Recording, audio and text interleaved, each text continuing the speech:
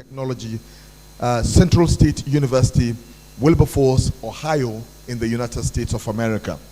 We are expecting also the representative of the Executive Secretary of the Tertiary Education Trust Fund, Architect Sonny Echono, FNIA, who will be joining us very shortly. Distinguished ladies and gentlemen, I'd like to seize this opportunity to recognize other principal officers of the university, the Deputy Vice Chancellor in charge of Academic, Professor Chedu Mafiana, the Deputy Vice Chancellor in charge of Administration, Professor Isaac Bosworth, the Deputy Vice Chancellor in charge of Technology, Innovation and Research, Professor Godwin Akpe, the Registrar of the University, Mr. Oladipo Ajayi, the Basa Malam Nasiru Marafa, and of course, the University Librarian, Dr. Angela Okbala.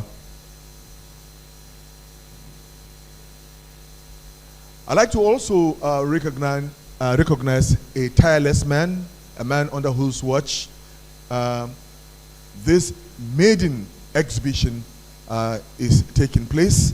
Professor Sami Ayodele, Director of DRA. My attention has just also been drawn that the representative of the Executive Secretary, TETFUND, is here with us in person of Professor Oluwatoyin Ogundipe, who is joining us for this all-important event. Distinguished ladies and gentlemen, without any further ado, I would like to recognize those who are online joining us and patiently since about 12 o'clock waiting for the commencement of this business. I want to thank you for your patience and, of course, your perseverance up to this very moment. And, of course, this has brought us to where I would like to invite Professor Sami Ayodele, who will be giving us a brief remark on what the objectives of this workshop is all about. Professor Sami, please.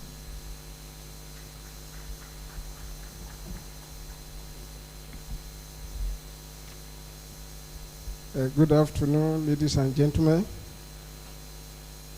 The Vice Chancellor, Sir, Professor Olufemi Peters, Principal Officers of the University, Deans, Director, and Heads of Department and Unit, our esteemed guest speaker, Professor Katampe, who is joining us online, distinguished faculty members, researchers, and scholars, our invited guests, and friends of the university, ladies and gentlemen.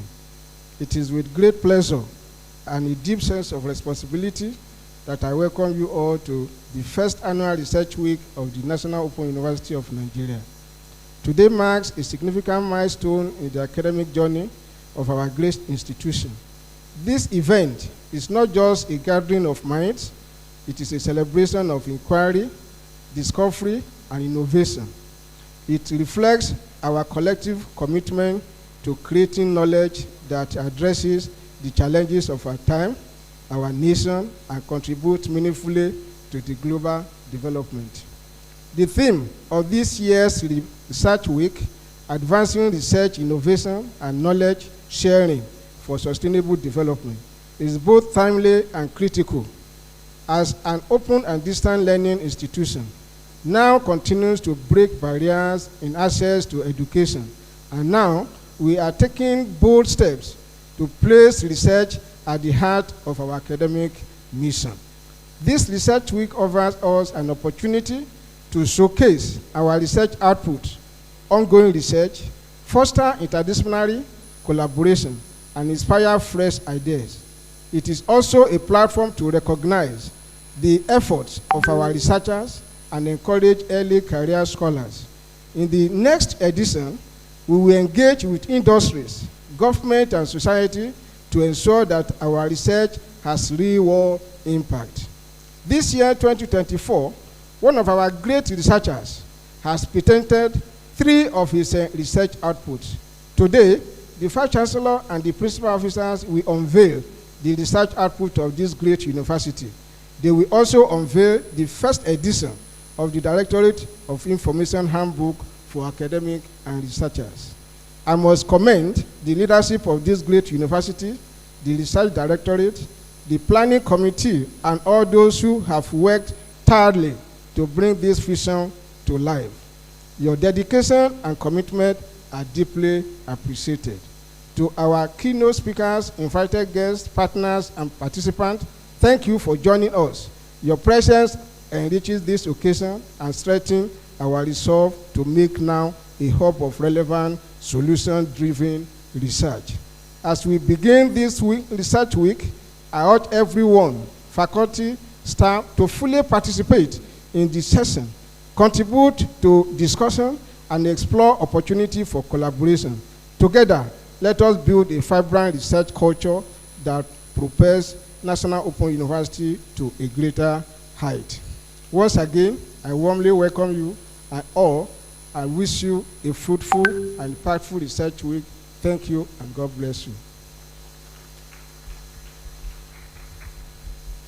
Thank you very much, Professor Ayodele. And this brings us to where you may want to ask DRA, what is the Directorate of Research Administration all about? Now, in a very brief moment, in a very short documentary, we are going to take you on this brief excursion, explaining to you what this very but unimportant department is doing now. So let's have that documentary on DRA. Research is the soul of every great university. It is the light that guides teaching, the seed from which innovation springs, and the bridge that connects knowledge to societal progress. At the National Open University of Nigeria, research is more than an academic requirement. It is a priority, an investment, and a legacy in the making. The story of NOUN's research journey is inseparable from the story of its Directorate of Research Administration, but it did not begin with its name. In its earliest form, it was known as the Directorate of Research, Advancement and Linkages, a name that reflected its broad mandate to not only oversee research, but to promote institutional growth and foster partnerships. The vision really is to have a one-stop shop from the point of identifying grants all the way to research outputs becoming commercialized and being put for the good of society. Over time, a strategic decision was made under the leadership of the Vice-Chancellor, Professor Olufemi Peters, to focus its mission more clearly, and it became simply the Directorate of Research Administration.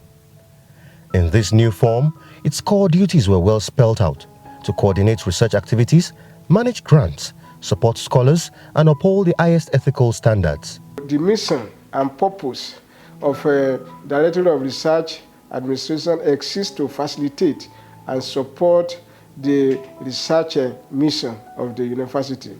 So the Directorate carry out this function by 1, assisting faculty members and researchers in obtaining and managing funds.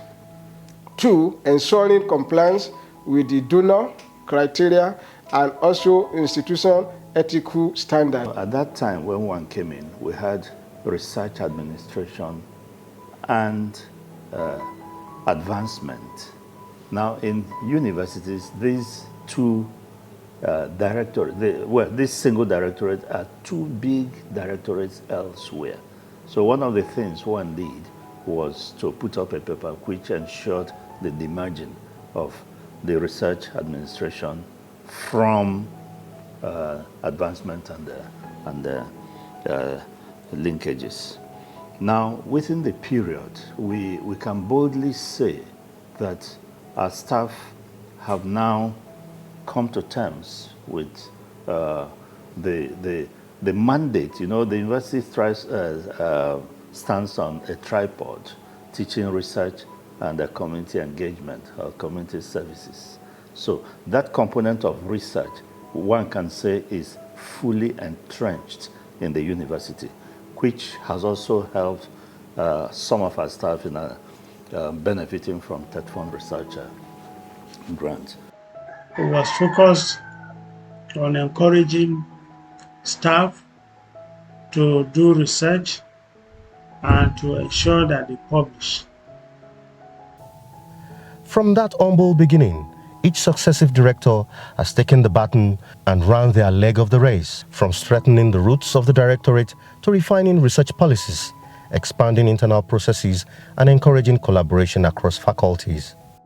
when I first put together the blueprint, the first blueprint and the actions to be taken, and it was brought to Senate.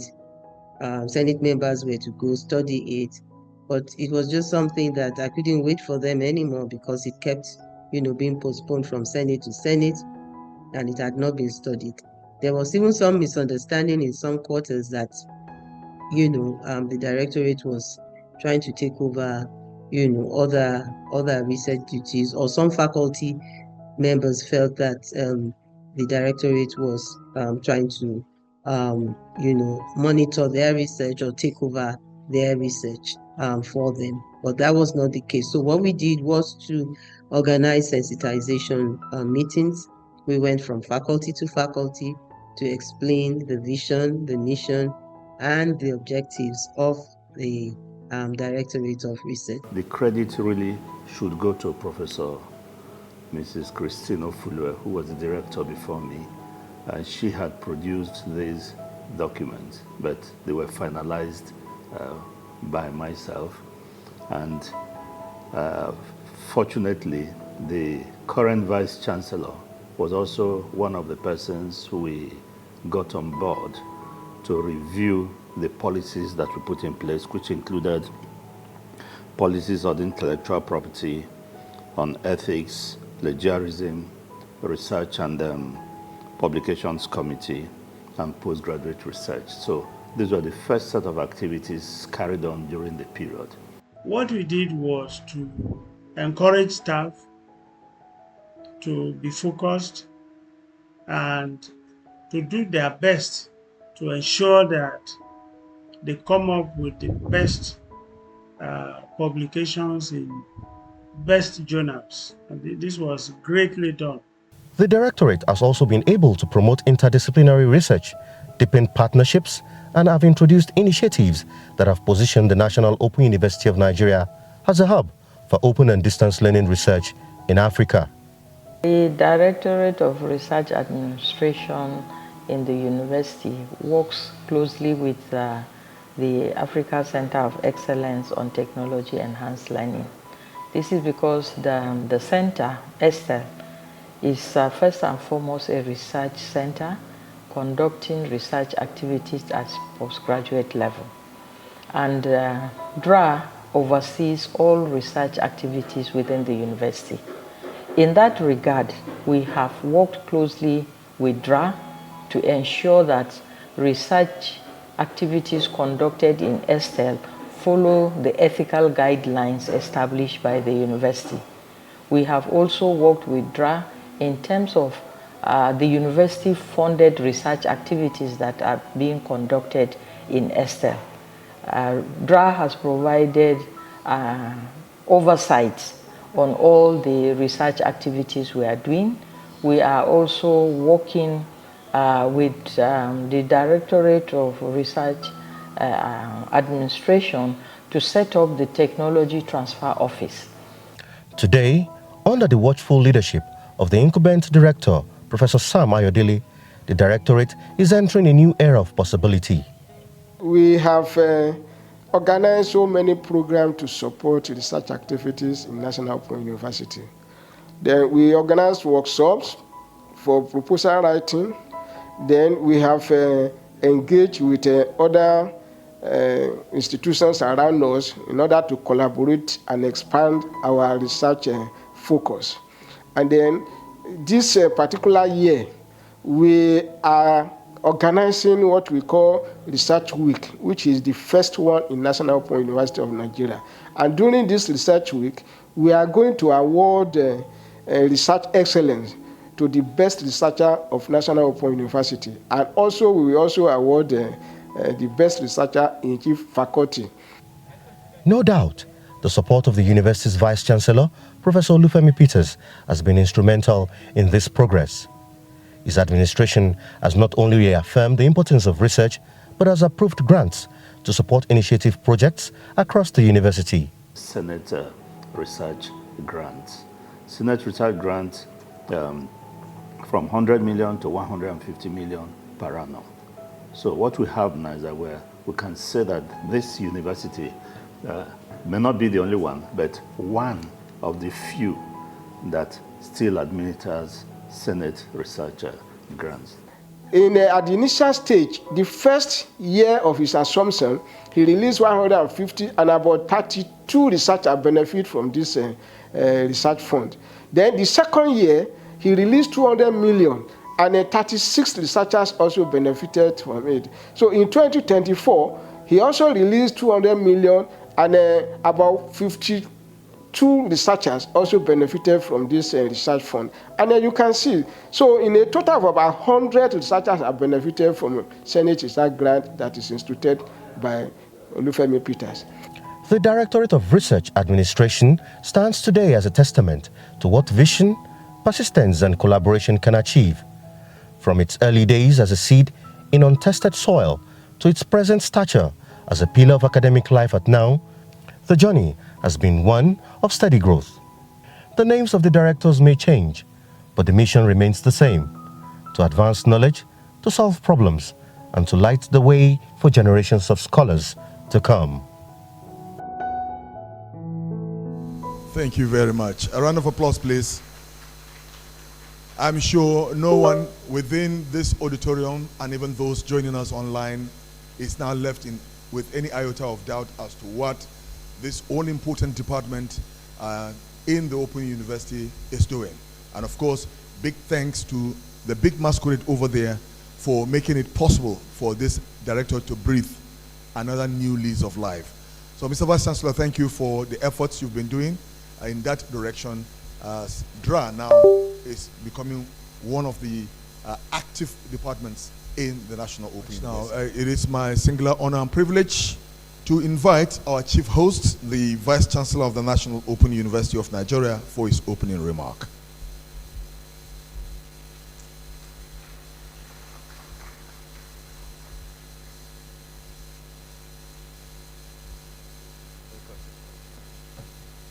Thank you very much, Ambrose. I want to welcome everyone here once again for this very important event in the history of our university. I want to welcome the principal officers who are here and the directors who are here. Especially Professor Akpe, the Deputy Vice Chancellor of Technology, Innovation and Research, under whose purview this research fair is holding. Is unavoidably absent because of a sudden change in his plan. But permit me to welcome a friend of the university, someone who has made tremendous impact in our university. Without him, or the organization that he represents, the National Open University of Nigeria would perhaps still have been groping in trying to find his feet. And that's in the person of architect Sonny Echono, the executive secretary, TETFUND, but who is ably represented here by a dear friend, a former vice chancellor of the University of Lagos. He himself, a wonderful researcher who I met when I was doing my sabbatical, then as Dean Postgraduate School, University of Lagos. He probably has forgotten. That's Professor Oluwatoyin Ogundipe. You are welcome.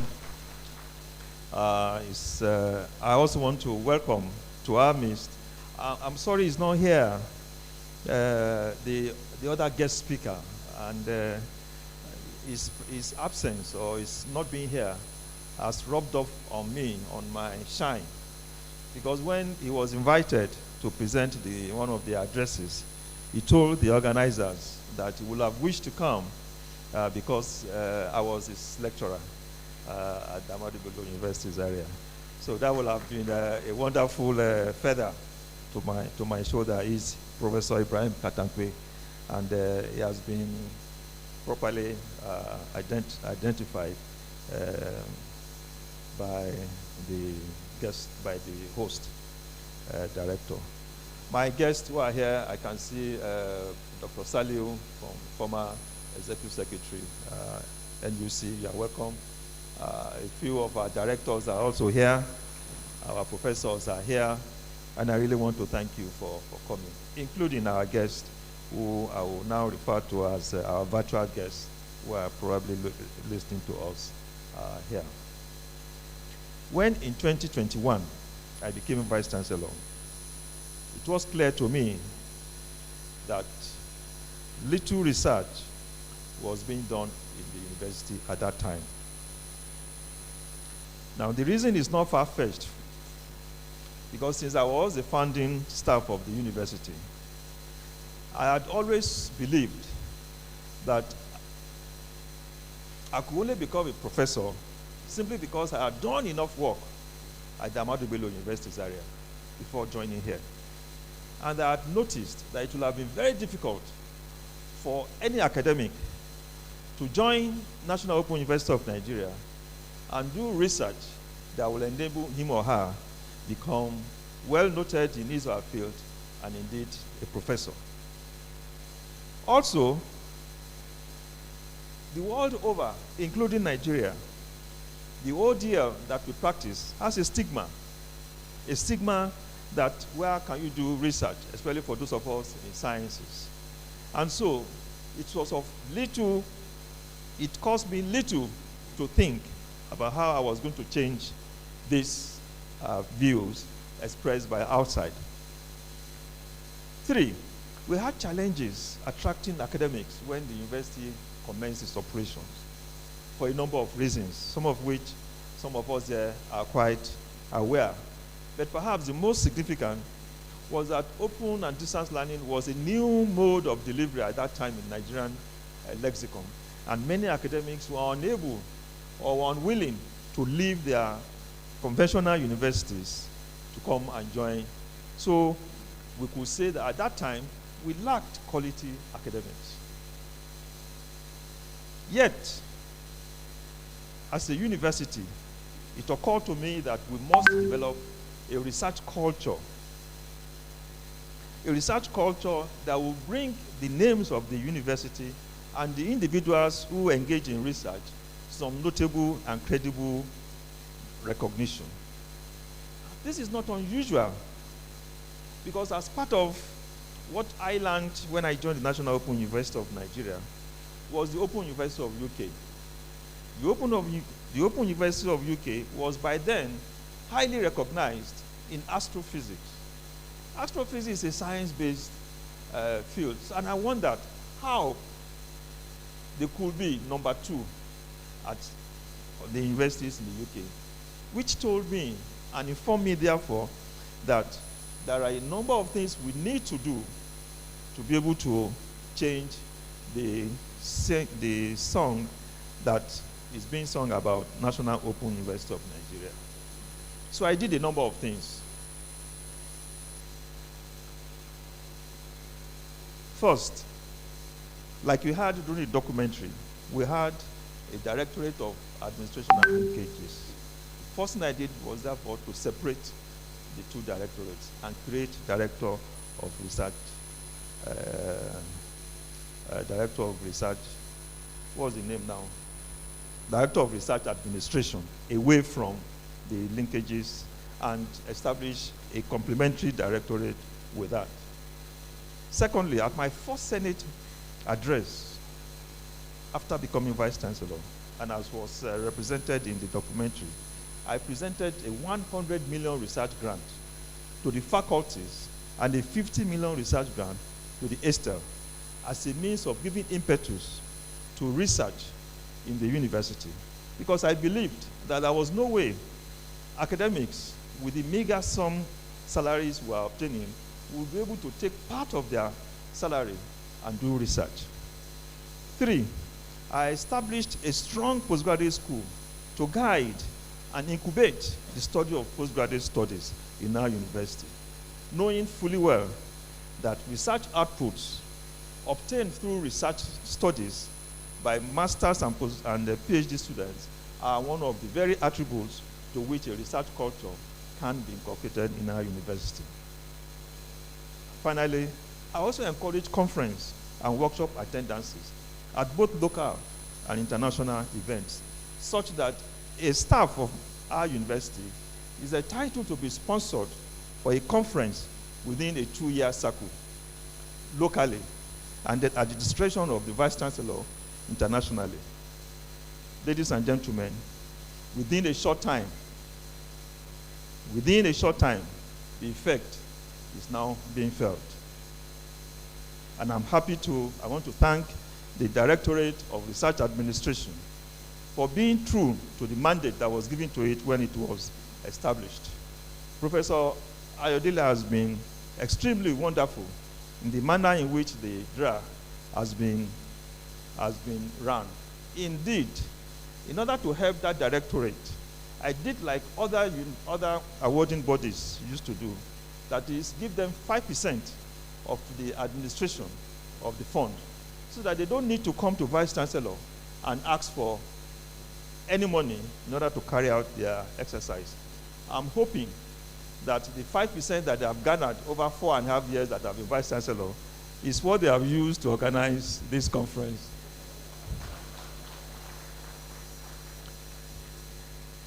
As I said earlier, within a short time, the effect of the efforts at giving back to a research culture is being felt in the university. Indeed, just 2 days ago, today is Tuesday, isn't it? All right, last week, or was it yesterday, one of our staff, last week Friday, one of our staff presented me with 2 patents registered in Nigeria. So you could see that if we put in more effort, if we put in real value to what we do, we can improve the research efforts of our university. And it's becoming also very clear that we have in the university now strong academics who have now understood that open and distance learning is not just a teaching university, but could lead to a very wonderful research. And I've always believed, like I told many people when the university started, that the amount of data that we have running our programs, no university have that kind of data.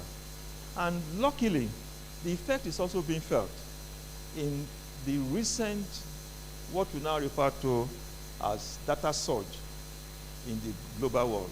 Data science is now becoming a very useful tool for us to be able to analyze events.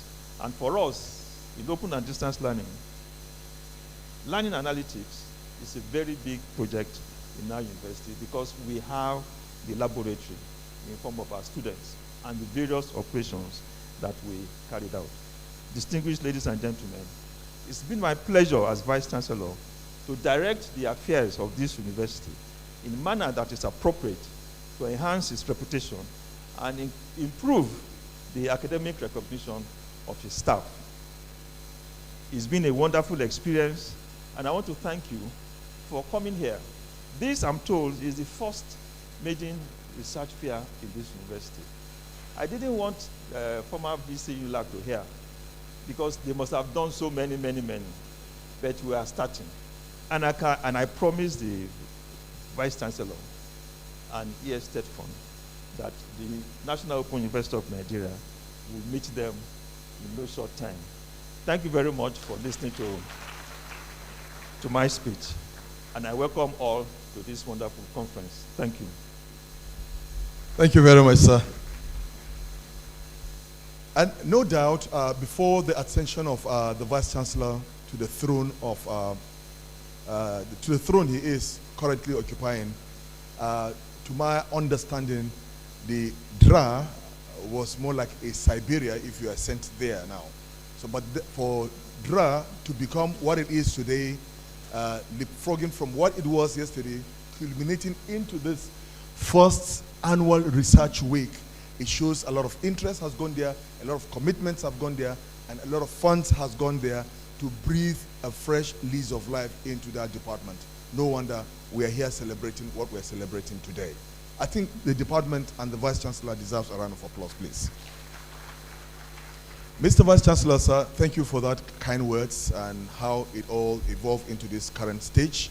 At this stage, I want to invite the Director of DRA, Professor Sonny to kindly guide the Vice Chancellor and the representative of the ES for the official unveiling of our research innovations and, of course, the research handbook.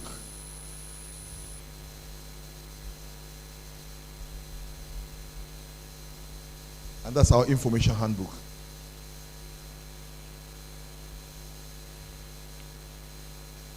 I was thinking you were guiding them to where they are going to unveil it. Yes.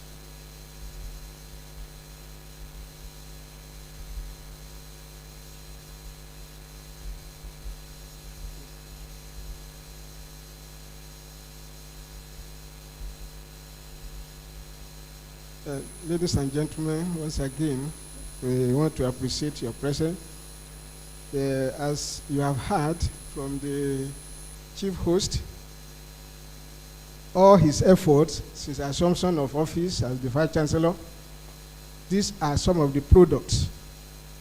We have here the research output from 2021 to 2024. And then, the first time at the Directorate, we have been facing a lot of challenges. Researchers have been coming to us for information. Then there is information handbook now to guide all researchers how to win grant, how to go about your grant. And he's also going to unveil that information handbook for all the researchers and academics in National Open University of Nigeria. Thank you. Yes, thank you very much. I will do the handbook, and Professor Ogundipe will do that of the research output from 2021-2024, covering essentially my tenure. So on behalf of Council and on behalf of Senate and management and staff of the university, it's my pleasure as Vice Chancellor to open up the information handbook that will form a basis for all our academics and those who wish to accredit us. These days, Professor Grace Jochtan will attest to, these days we have international accreditation agencies. This is one of the information that they will look for. So it's to accredit that we're able to produce this. And I want to thank DRA for being able to do that. On behalf of Council, therefore, Senate, management, academic staff of the university and the department, I unveil the handbook for academic staff and researchers. Thank you very much. Thank you, Mr. Vice Chancellor, sir. On behalf of the Executive Secretary of TETFUND, Architect Echono, I want to appreciate the Vice Chancellor, the Senate, and the members of the community for giving us this opportunity to unveil the research output report from 2021 to 2024, showing that research is going on in this university, despite the fact that it's open and distance learning university, and that knowledge is being shared as we have in other universities locally and globally. Congratulations, sir.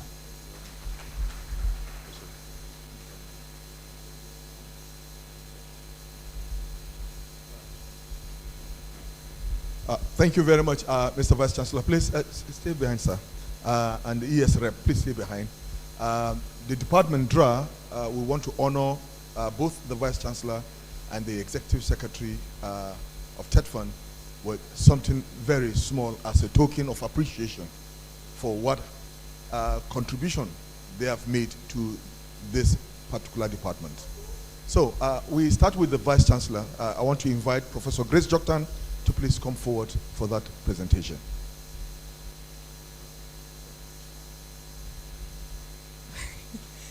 It is indeed my honor. I'm overwhelmed that I'm presenting this award to the Vice Chancellor. And I read, in recognition of your institutionalizing research culture and research development in the National Open University of Nigeria. This is our pride that over the past 5 years, research has been mainstream as a key activity in the National Open University for the benefit of all of us. This is to the Vice Chancellor, Professor Olufemi Peters. Thank you.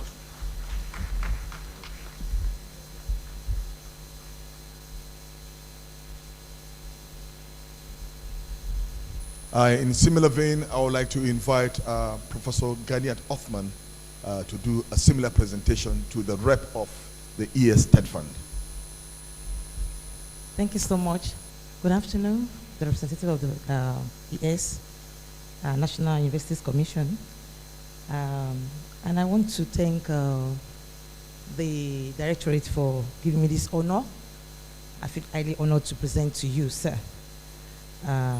The National University of Nigeria, Directorate of Research Administration, present this award to Architect Sonny Echono, Executive Secretary, TETFUND, in recognition of your commitment to research development in Nigerian universities. This day, on the 19th August 2025. Congratulations.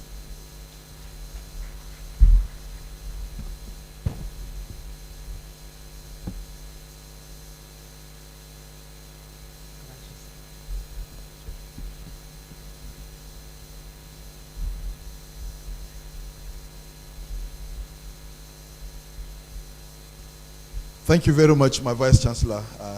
Professor Grace Joktan has said it all. It is during your time that research have been really prioritized. It is during your time we are witnessing the mainstreaming of research into the scheme of things. And it is during your time that this department successfully was healed from the ICU and is now bubbling with life. Thank you a great deal. I think the Vice Chancellor deserves another round of applause. Distinguished ladies and gentlemen, we want to tweak a little bit the program running order.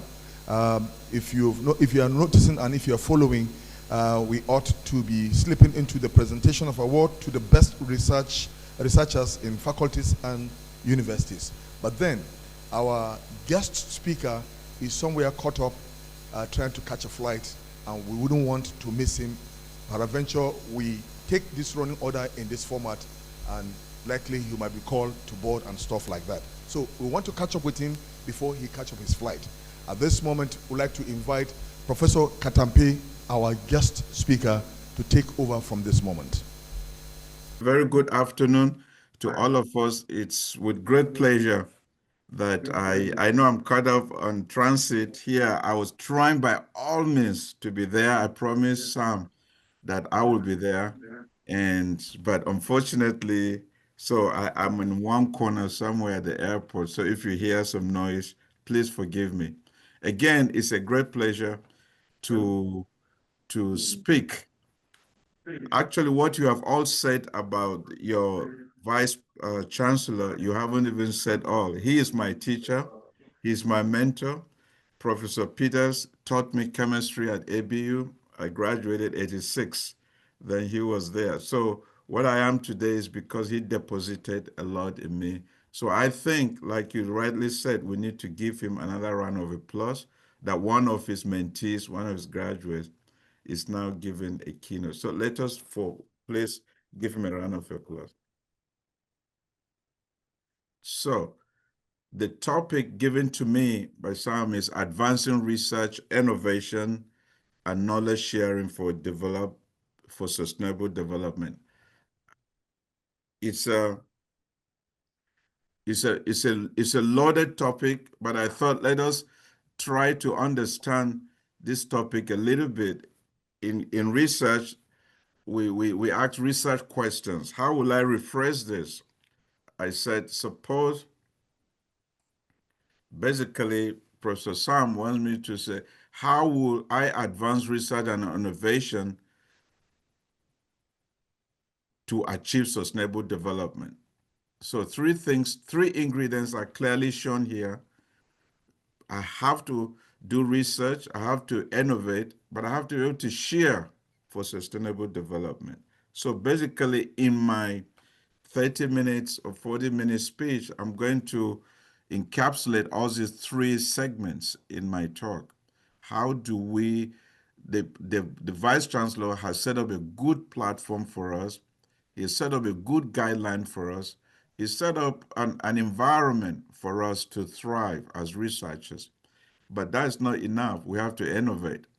And after we innovate, we have to be able to collaborate or share what we've been able to acquire or deposit in our students for the sustainable development. So that's what we're going to have a discussions about these few minutes.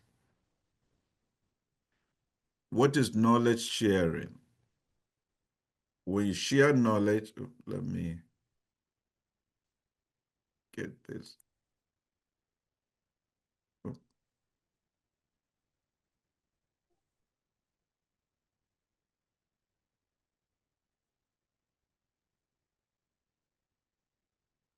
Just 1 minute. I think I am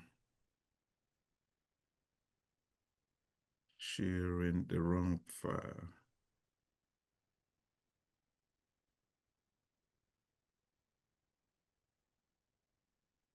Just 1 minute.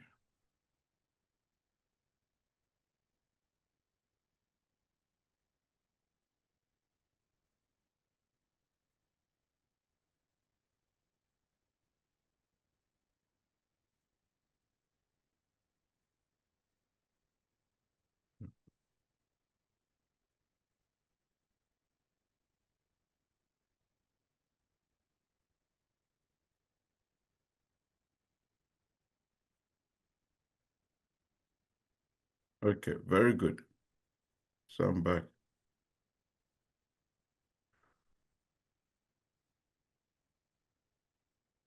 So let's start by defining sustainable development, because once we understand the topical areas, then we'll be able to fit in very well. When we talk about sustainable development, the first thing that comes to our mind are the SDG goals. But what is it all about? Anytime you want to develop something sustainably, is an approach to growth and human development. Just like the VC gave us a guide towards research, towards implementing research. Everything we're going to talk about is a guide towards how do we grow and how do we develop ourselves as humans to achieve the research innovation expertise that we are aiming to. The whole goal is to meet the needs of the present. That means you have to understand the need of the present without compromising the ability of the future. That means you will be innovative enough to know the future. You have to be educated enough to know what is in the horizon. You need to be exposed enough to know the future, not be satisfied with the noun. So that is what even our research pedigree, the research activities we're doing in your research labs with your students after they graduate in a few years, will it still be relevant? The topic your PhD students working on now, after 1 or 2 years of his graduation, will it still be relevant? So everything we're doing now, you have to think about the future. That's what sustainable development is all about, and has to be a balance. It's not a linear journey. It has three aspects: the economy, environment, and the society. You have to think about an entrepreneurship mindset. You have to think about what I am doing as a chemist. Am I using the right materials that will not destroy the environment? That's why we're looking at renewable energy, climate smart, and all that. And the society, how does it impact? Who does it improve? All these three elements has to be present in your research and innovative approaches in life. So, how do we achieve this sustainable system? I've given three elements that which you have to work, and you can see they are not in silos. They are intertwined, but the area of intertwinedness is kind of different degrees. They are not perfect like that. But the first thing you have to have is systems thinking. We all, once you have a PhD, you're a doctor of philosophy. A philosopher is a thinker. But you have to have a system thinking approach. How does this thing all work together? You don't survive by yourself. In Africa, they said, I'm not sure if an African proverb, a tree cannot make a forest. So systems thinking, the system I'm in, my ecosystem, my environment I'm in, how is what I am doing, how does it relate to the whole bigger picture? Then that systems thinking approach will lead you to collaborative networks. Then you start realizing who are the strategic network I need to form. I need to align myself with for the common good of the community that I'm engaging with. So these three elements have to be present to have a sustainable development in any sphere of research or in any sphere of innovation. But guess what? This development is not easy. You know, you say growth. Remember, in the definition for development, we saw growth for human and human development. It's not easy. It's not linear. Because guess what? As long as you're dealing with people, people have free will. They have free political will, free economic choice, social, religious, and cultural, especially some of us that are in the social sciences. To say human development is very difficult because I can choose. You don't tell me what to do because I have my free will, but you have to guide me. Then guess what? Do I have the ability to implement the process? VC has given us guidelines. You've given us the. Do I have the ability to read and interpret and even follow the process? When they said the speed is 60 miles an hour and you're doing 70 miles an hour, 80 miles an hour, are you really, can you implement the process? So sometimes it's not the process, not the guideline, it's the ability to even implement what is given. That is human, but it's not straightforward. Then do we have the strength to even do it? That's ability to do it. Do we have the capability, strength? Sometimes we might not. Okay, in various terms. So it's not, as you see on the top, it's not linear. So if you put all the three things, rise, economic development, and economic growth and development sometimes do not equate to national development. We can be financially okay, but poorly developed. I can have a big house and everything in Abuja. Yeah, I'm economically growth, but the road to my house is not developed. So that's not development. So economic growth sometimes do not equate. I can get A's to finish the Open University. I can get A's and B's to graduate, but have I contributed anything? I can be professor supervising a student, but am I imparting some skills that when he or she finishes will be able to be on his own? Professor Peters imparted in me. He was my professor at ABU chemistry. He imparted in me. After I graduated, I never saw him, but I was able to use the skills and the tenacity he gave me. Can somebody also point to you and said, in 5, 10 years that you have, because of you, I'm doing this chemistry. I'm still in the chemistry field because the foundations were solid. So as scholars, we need to cultivate. I use this word cultivate intentionally. It's an agricultural word. It's a process. It's a process. And we need to cultivate an innovative mindset. It doesn't just come in one day. You have to intentionally choose to have a innovative mindset. In other words, a growth mindset. A mindset that says, I can do it. A mindset that says, it will be well. A mindset that said, togetherness, we can achieve this. Okay. And then systems thinking. That's the brain. That's the logic. That is the technical skills that we went to school to do, to sharpen how we reason, to enable us solve these complexities of what we call development.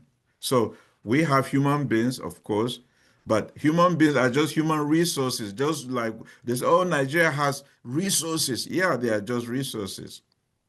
But until you develop those resources, they cannot be useful. You have iron ore, you have all this, we have all this. Yeah, they are just on the ground. But until you develop them, that's why in some SDG goals they say human capital development. Once you develop somebody, it becomes a capital. That means you can capitalize on that person. You can capitalize on that resources. When you go to the bank to do a project, say, I'm going to get a capital, right? But when you use that capital appropriately, what do you get? You get return on investment. So this journey is a process, and this academia called Nigerian Open University enables us, provides us this environment to go through this process. So I'm talking to my colleagues, I'm talking to probably students too, and Open University worldwide. Okay, so are we following these processes in enabling and sustaining the development of first my university and then the region around me? Then that's whatever sector you are, we need to be involved in things like this for sectorial growth. So that means the quality of our research work. Let me talk on the talents. The talents is our students. They are the future. They are the now and they are the future.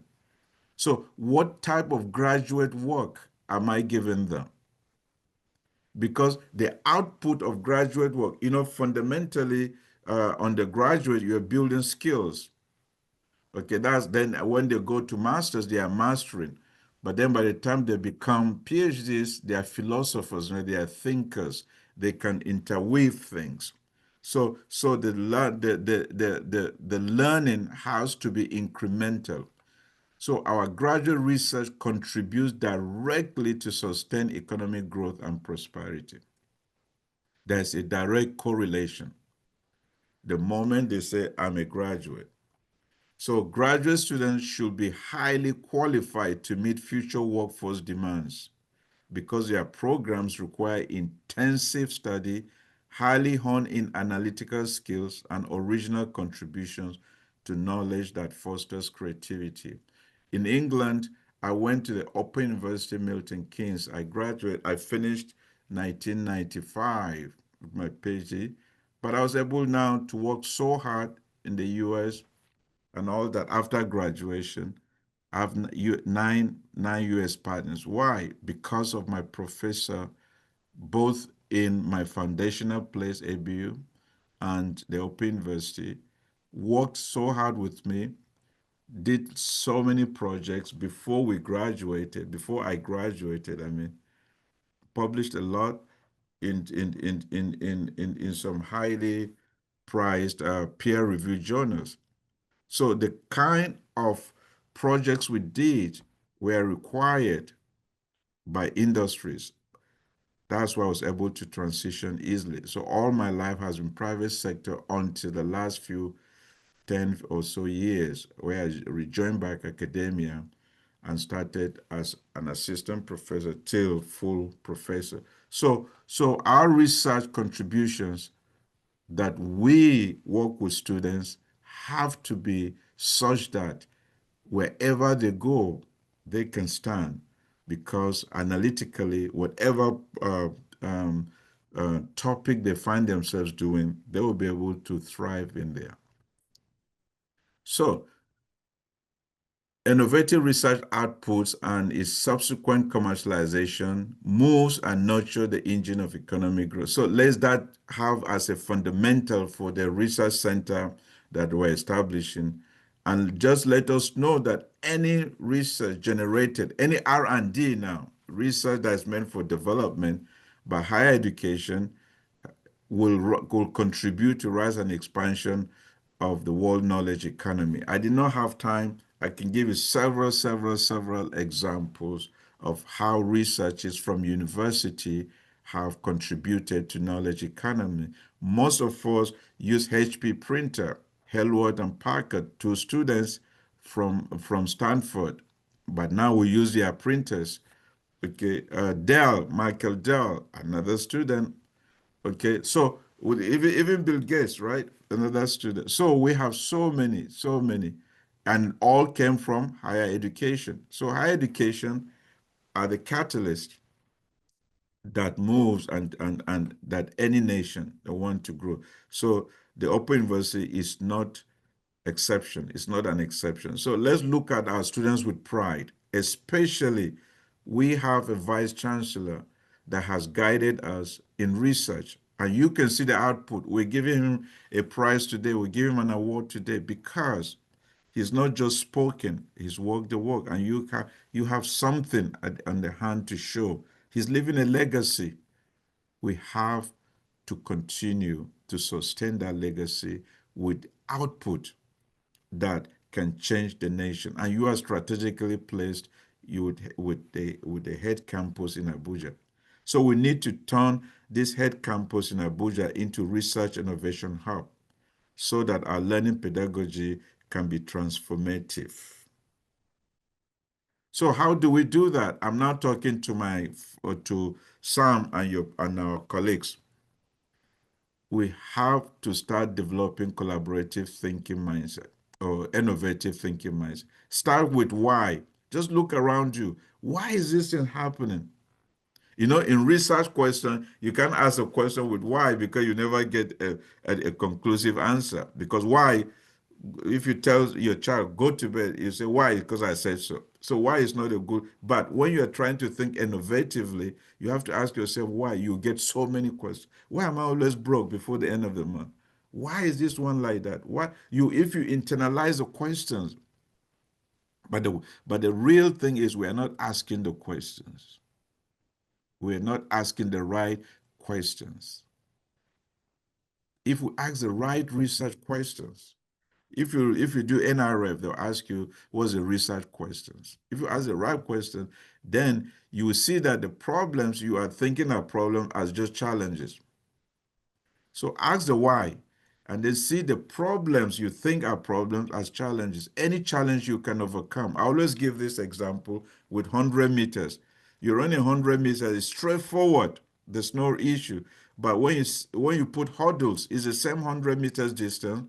You put hurdles, there are obstacles. But guess what? People practice and they jump the hurdles, right? So it's like that. Okay, the problems are just hurdles, are challenges. With a few practice, you can overcome. With thinking, systems thinking, you can overcome the challenge.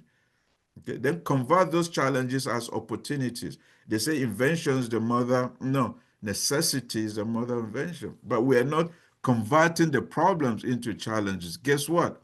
We're saying, oh my God, there's a problem, but we're not seeing them as opportunity to advance, to develop. If everything was perfect, then there's no need. Then there's no need to be in school because everything's perfect. But our systems, where we are, there's so many myriad of things, opportunities awaiting us. Okay. So, but we keep trying. We've seen so many people, we keep trying. Then Fail with Pride is a good book. Fail with Pride. It does not mean that you're failing. You're already a PhD, you're trying to expert. That's why we're saying research. You're researching, you're researching, you're researching. Then suddenly the answer will come. Fail with pride. Be open to new ideas. A lot of us, the fail with pride is not in our vocabulary because I'm doctor this, I'm professor this, so whatever I do or say has to work. No. And because the second one does the next one does not apply to us. Be open to new ideas. No, we are closed-minded. You know what that is? Is pride. We're closed-minded. Yeah, I'm the first professor in my whole village, so whatever I say goes. The new ideas are evolving every day. Most of us did not know anything about iPad. Most of us did not even know anything about AI. Almost all until recently. So who knows what's coming tomorrow? So if you're just closed-minded, that's how you're going to be. When COVID came, they told most of us professors, okay, let's do hybrid. Let's do that. No, I don't want to use computer. I don't want. But now, guess what? It has helped us, right? I'm at the airport, so let us be open I'm at airport and we're still connecting. We were talking with Sam yesterday, back and forth, back and forth, back and forth. And I'm glad, as God will have it, they shifted the time with 2 more hours. So that gave me they gave me extra time to talk with us. So be willing to take risks. Some risk, calculated risk. Don't just take risks. That's what separates aircraft with, say spacework and NASA. I spent 2 years as a research fellow at National Aeronautical Space Agency. They take risk, but they take calculated risk. Every second is accounted for, everything. But for you, when we do something, even if it's remain 0.00, say, just round off. You know, the more you round off things, the more error you're putting into system. What is the compounded error of this roundoff going to do? But we do it. Okay, that one, what did you get? 2%. Okay, just don't. Or you're doing a curve. There's a slight hump on the curve, but in your mind, you think it's a linear curve. But you see a slight, take time. Maybe that's an invention. Okay, take risk to understand what is going on. But we don't do that. We're so, we want to be just comfortable. Be comfortable with being uncomfortable. Take risk. In AB, we have seen ever dry. We take the risk of mosquitoes biting us. We go there, we read, so that Dr. Femi Peters then will not give us F9. You see? So we took the risk of going and let the mosquitoes bite us so that our own doctor and professor then, when he first came from abroad, will be happy with us when he gives us a test. So take some calculated risk because it only yields to advancement. Again, calculated risk. So in doing the culture, I've been saying culture of innovation, culture of innovation.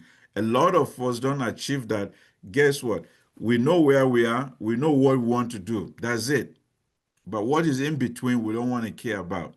If somebody says business, you're going to just from Abuja, you just take your car. Your tank is on half. So how are you going to go to the, I'll buy gas on the way. How are you sure that even that gas station has gas? You take risk unnecessarily, and then you go halfway, your car, there's no gas. Then you see yourself with a jerry can on a risky road at night, holding and going. So let's not do that. Let's be intentional.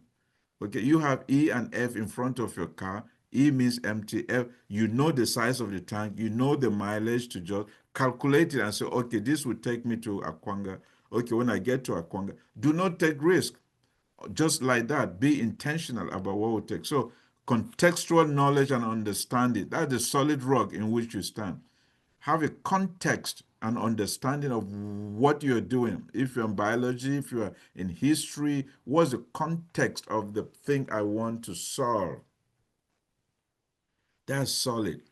And then where I'm going, that's where you're heading. But guess what? Look at all of us researchers. Everybody's on their own. Just because you have thought about it, you think, boom, let me go.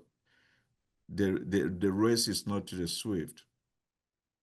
Okay, because you might just about fall in that valley. Okay, so you need to do gap analytics, creative solution driven ideation. You ideate, okay, what will take me from this point A to point B? Then what you need is then innovation. That's how systems thinking approach. How many of us do systems thinking with your students, whether they are undergraduate, whether they are graduate, your research group? Think about things. How do they cross-cut ideas? Then that's where you build an innovative research team. All right. By the time you do cross-collaboration, this is what you come up with. Sustainability is complex. Okay, this is a model that I use as a guide. Okay, in there is a I wish I wanted to be there live. That way I can discuss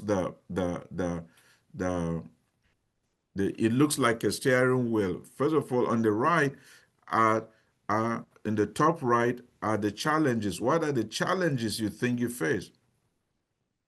What are the challenges your research you want to solve? That's research questions. Those of us that are familiar with NRF, they ask you that. What are the research questions? Prioritize. Then you prioritize them, define them. Statement of the problem. What's the statement? A lot of us know the problem, but we don't know how to define. When you go to police, something I will say, write a statement. A lot of us describe the statement, but we don't define. And when we write the statement or when we describe the statement, we are beating about the bush.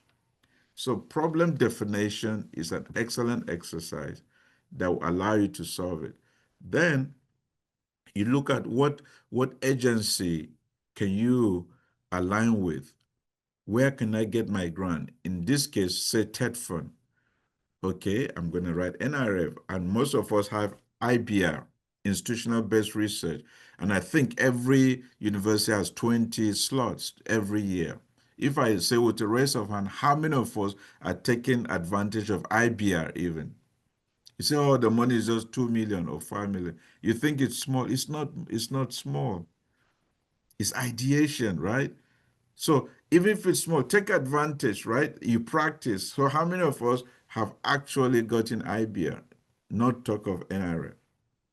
So let's start by doing that. Then we prioritize. Then we have a group of researchers on the left. So you see, it's a loop. But then this middle is the multiplicity of things going on. Okay, that is how you start becoming innovative research thinker. You have to always think and form your own research guidelines. How do we collaborate? We've been talking about collaboration.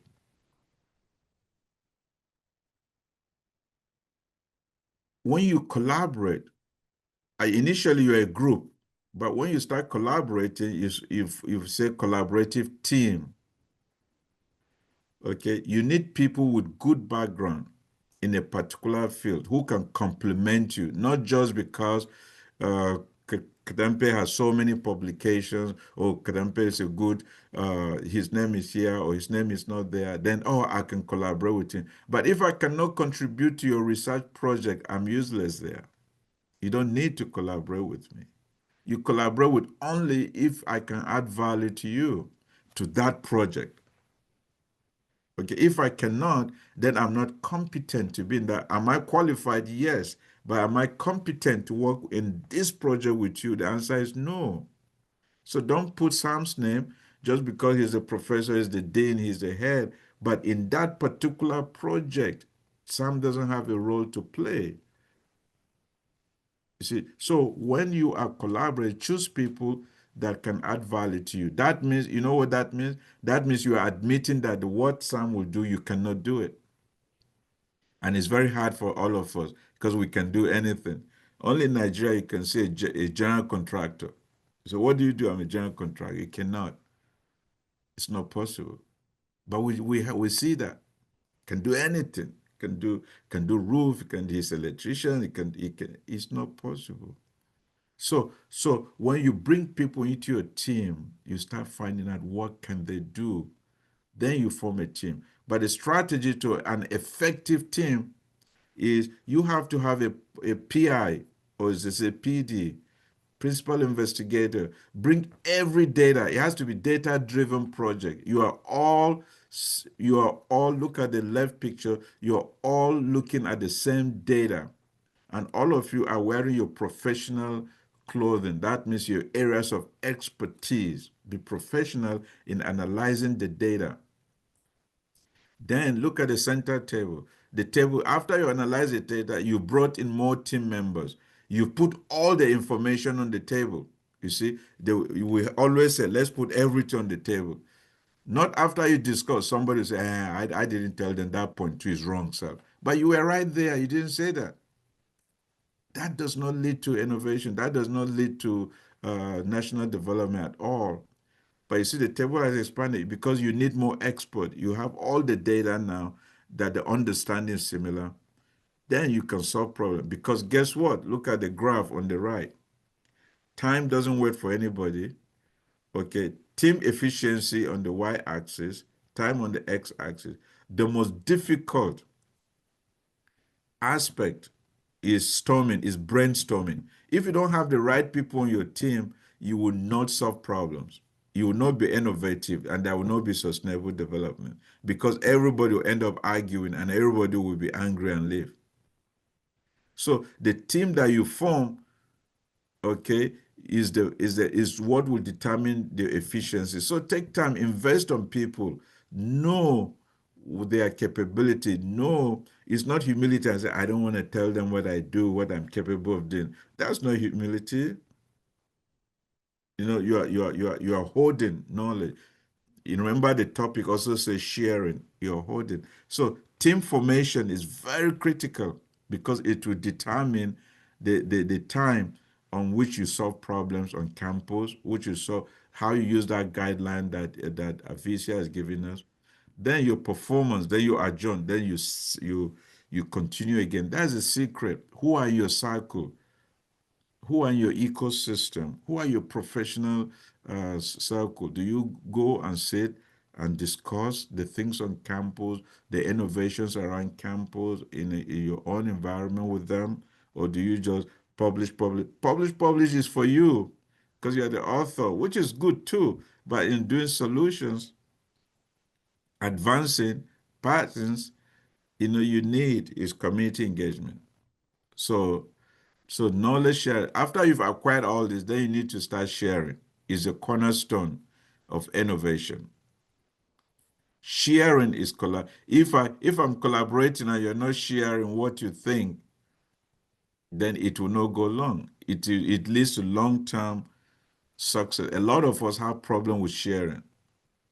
We share half truth. We don't share in totality. We share in form of publication, but somebody is not there to ask you, or when you go to conferences. So when researchers freely exchange ideas, not when you are forced, freely, hey Sam, I see you struggling here, come. In when I was doing my master PhD, I did this chromatography and I got this result. But I don't have that equipment now. That guy in Lagos has it. I think he will help. Freely exchange ideas.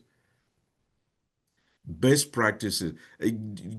Guess who do it the most? The market women. When you go, mama is selling rice, but you want beans. You say, don't worry, Oga. I have my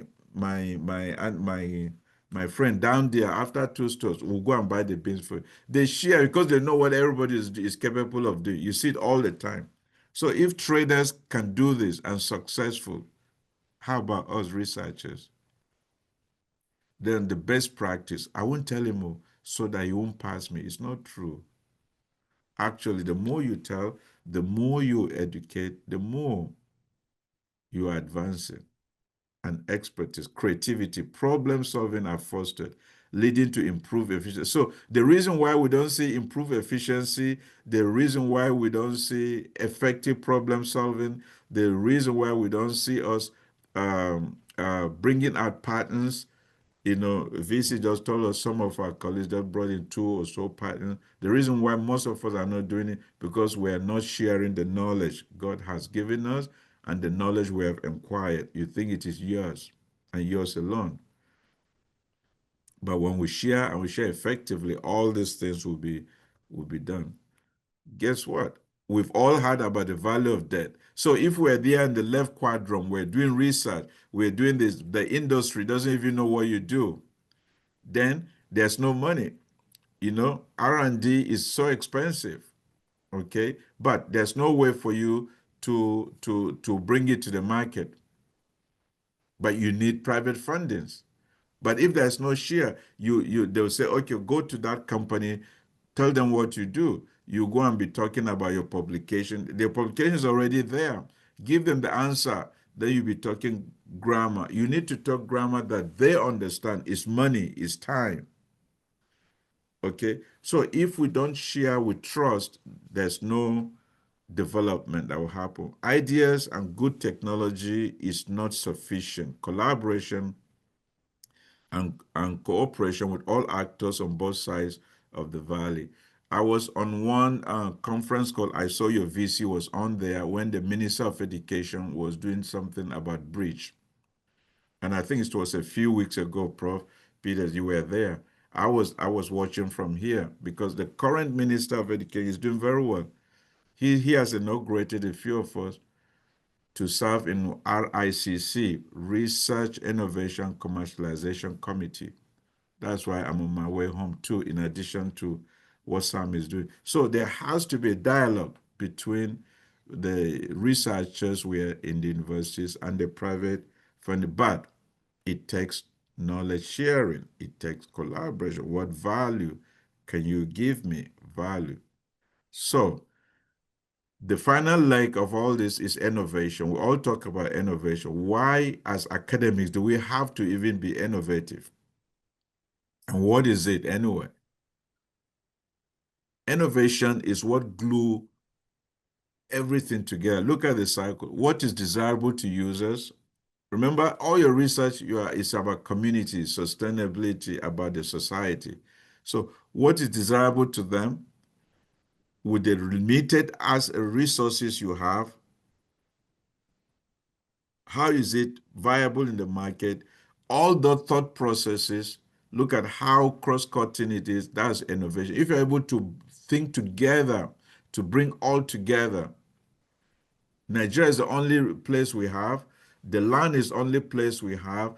If we keep building, then that means we're reducing farmland. Africa has 60% farms, right? Farmlands, according to data. But if we keep building arable lands, I mean. So if we keep building, then we are reducing arable land. So if we're reducing arable land, that means there will be less food to eat. So if there are less food to eat and our population is growing, so what do? Our resources are getting limited. So we have to think innovatively on how to provide food. But if we just sit down and said, oh, we build big houses, but you don't realize that your area of farming land is getting reduced, food prices will increase. Food prices increase and your salary is stagnant. Okay, you cannot afford. So those things play a role. My choices play a role. So ability to think through all these things is innovation. But a well-timed, you see, in academia, sometimes timing, we don't think about time. You can say, oh, I did research. Guess what? I extracted this for 10 hours. It's a good experiment. But 10 hours means money. Time is money. Can you shorten the time? And the timing has to be right. If you give me something afterward, guess what? We've always had the sun. So why is it now that everybody is about solar? The sun has always been there in Africa, especially in Nigeria, 15 degrees east of the equator. So how come we're just waking up now? And then everybody's gravitating towards solar. The petrol that we haven't even the gas that we have, the natural gas in Nigeria alone, in Enugu, all the south side, the natural coal, the natural gas, wherever you see coal as deposit of natural gas, we haven't been able to utilize that. But all gravitating towards solar. Why are we moving left and right? These are all energy sources. What can we do? Clean coal energy. That's innovation, right? Why can we? But now I've started seeing CNG gases. So we have a lot of reasons we can't keep moving around directionless, right? So let's spend time and think towards our own ecosystem, think our own environment and how. So a well-timed and targeted innovation boosts productivity, increases economic growth, and helps solve societal problems. Sorry you see me rushing because I know I don't want to hear that call. I don't want the noise at the background to say, oh, we're bored. But look at this curve. Innovation is not linear. Look at value, ROI. Look at opportunity identification. That's basically research ideation. You have to identify what opportunity you're going to research on. A lot of us applied research, right? That's NRF, right? But what are you applying to do what? To solve what? Okay. Sometimes when we're doing for research grants, we said we're going to, you write research grant, though you are writing a paper. Since I joined academia 2010 here, I've gotten over 60 million US dollars of grants in different agencies to be able to. And when I started reviewing NRF since 2019, I started saying that some of us are writing the NRF as though we are writing our technical papers. We're not identifying opportunities we want to, but we have the idea, we have good knowledge, we are excellent, we're all together, we're together. But the problem is the fundamentals, think, and then you ideate, include other people, then you start learning how to develop, incubate, and roll out. You see, all these things take energy. You cannot do it by yourself. I was reviewing one NRF. He said he was going to extract this herbal thing, phytochemical for drug synthesis. I said, you in this NRF for 1-2 years project, you're doing drugs? Say yes, sir. I said, no, it's not possible. How about you're trying to isolate bioactive compound? That's it. Leave it like that. He said, no, no, no. He was arguing. I said, okay, but you cannot do drug design with this thing. You see, so it's a process, right? It's expensive. Look at the x-axis, it's expensive. That's why we need private sector. That's why you need these guys or government agencies. But if you don't know that you need them, you will not be able to access them. So sustainably bridging the opportunity gap and the rollout gap is what requires innovation.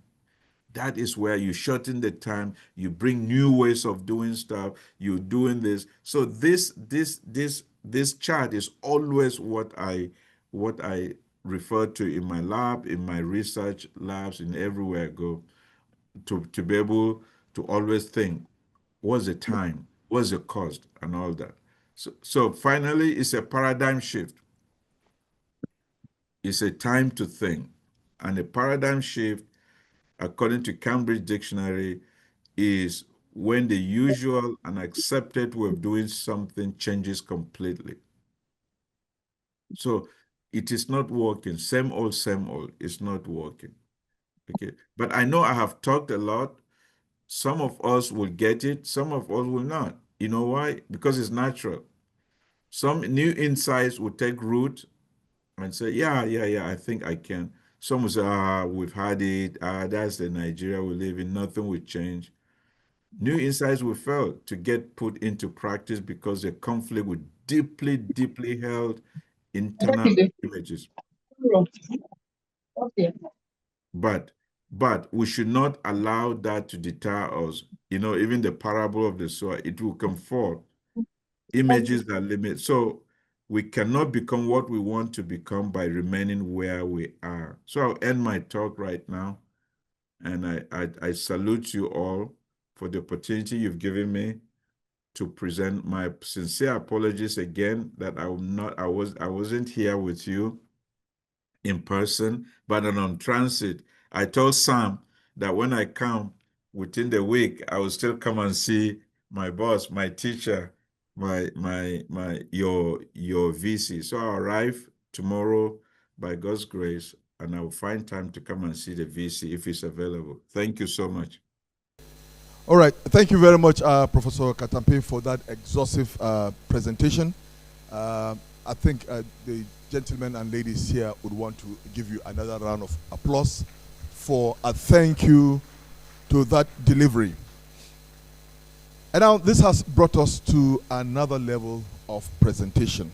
In line with our running order, I would like to invite the representative of the Executive Secretary, TETFUND, who is here in person of Professor Oluwatoyin Ogundipe. Thank you very much, sir.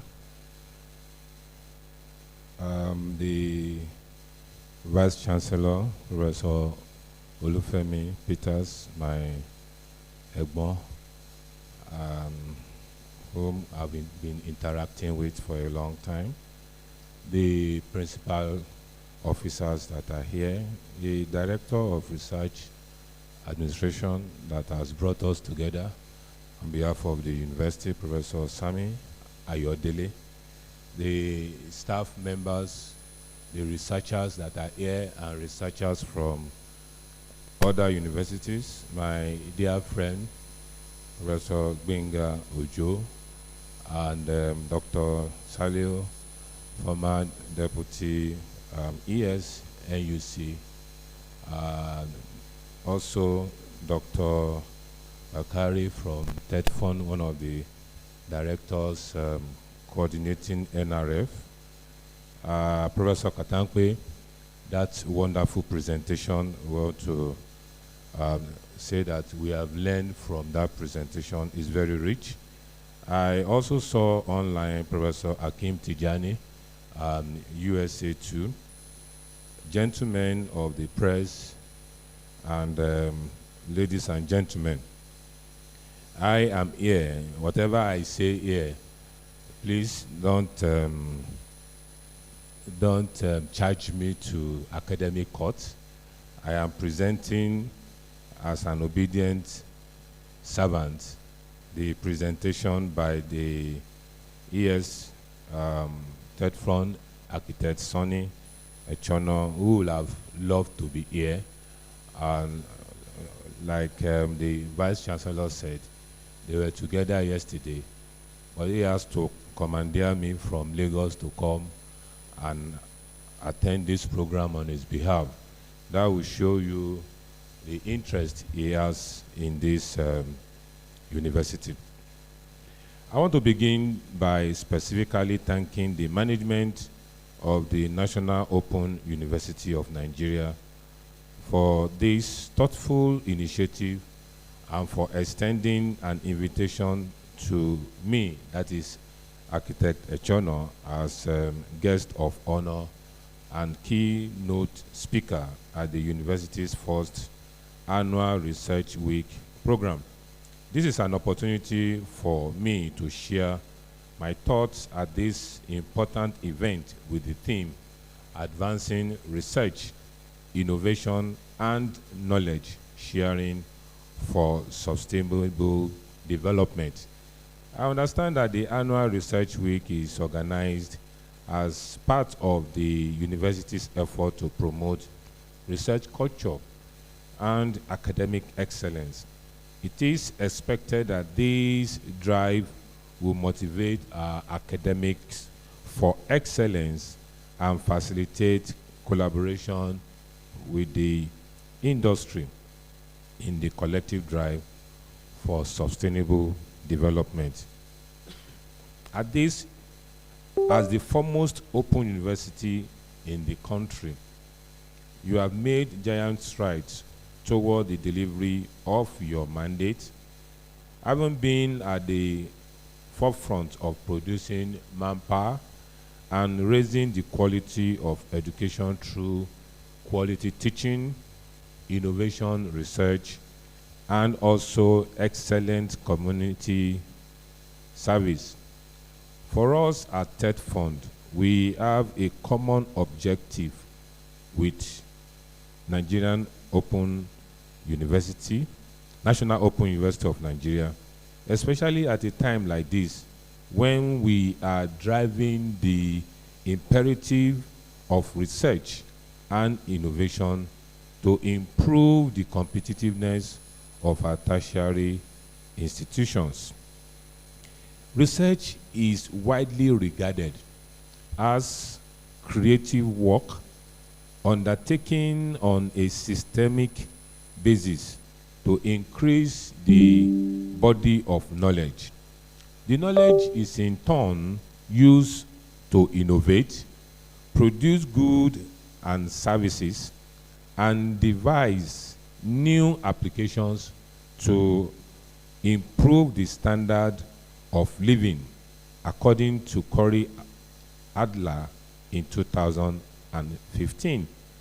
Kaplan and Dumas in 2016 stated that research, scientific research, has to do with research undertaken with the aim of contributing towards science through systemic data collection, interpretation, and evaluation. By implication, it is the process by which scientists study various phenomena using systematic methods of collecting, analyzing, and interpreting data.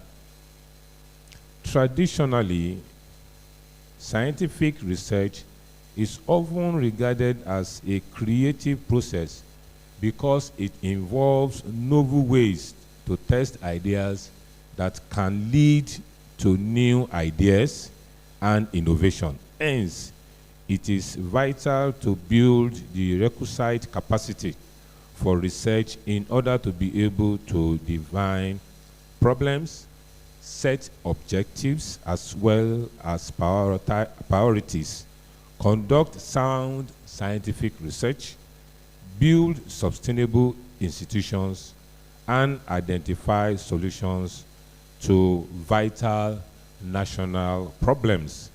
There is no doubt that research and innovation has been and will continue to be the most critical input to development processes, especially in the face of increasingly globalized, knowledge-driven economies.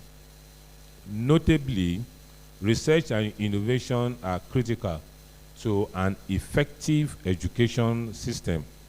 And since an effective educational system is central to building a sound and sustainable knowledge-based society, to create quality knowledge and to widely share knowledge, we have an important responsibility of strengthening our educational and research institutions with the requisite resources.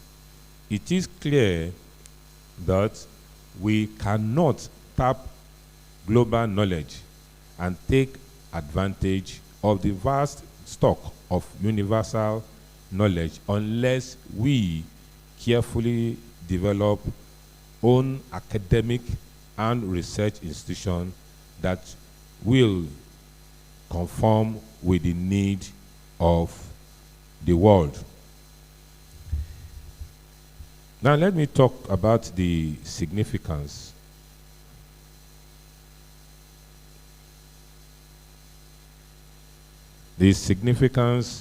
of advancing research and innovation.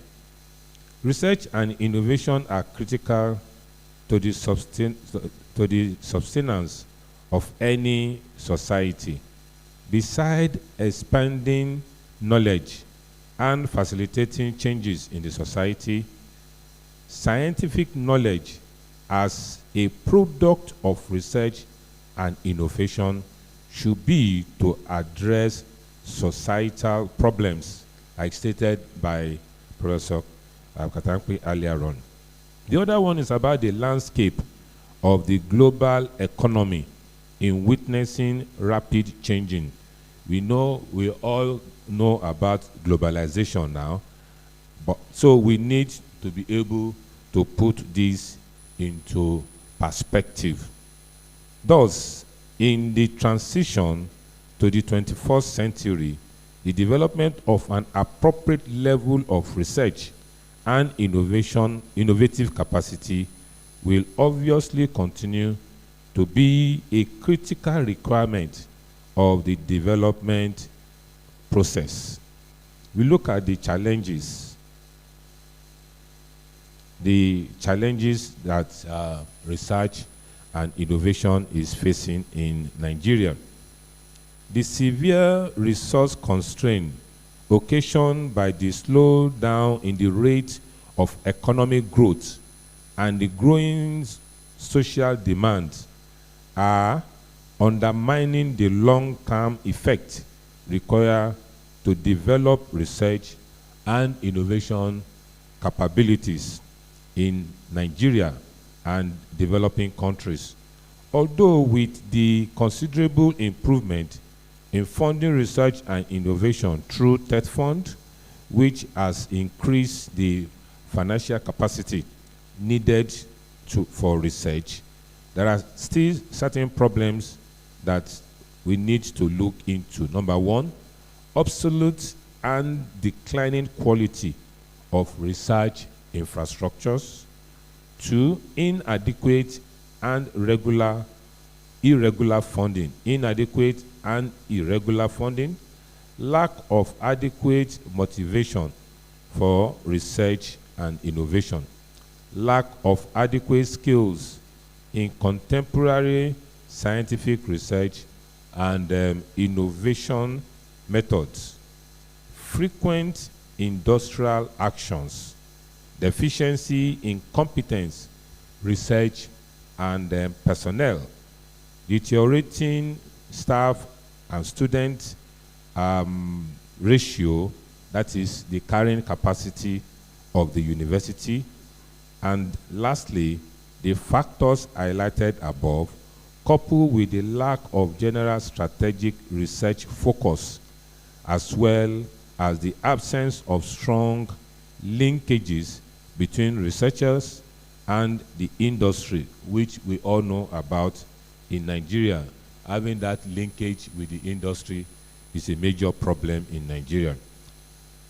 The other point here is strengthening research and innovation capacity. 1, distinguished personalities. It is apparent that contemporary industrialization driven by research and innovation is imperative for sustainable growth and global competitiveness.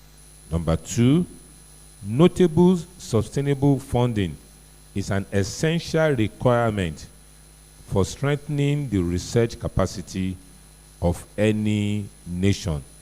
The problem of declining financial resources from the state to educational institutions is, in developing countries, is a major problem that needs to be looked into. Furthermore, deepening national commitment to research funding is an inevitable tool for strengthening research and innovation capacity of the country. Distinguished ladies and gentlemen, there is no gainsaying the fact that researchers in developing countries are poorly remunerated.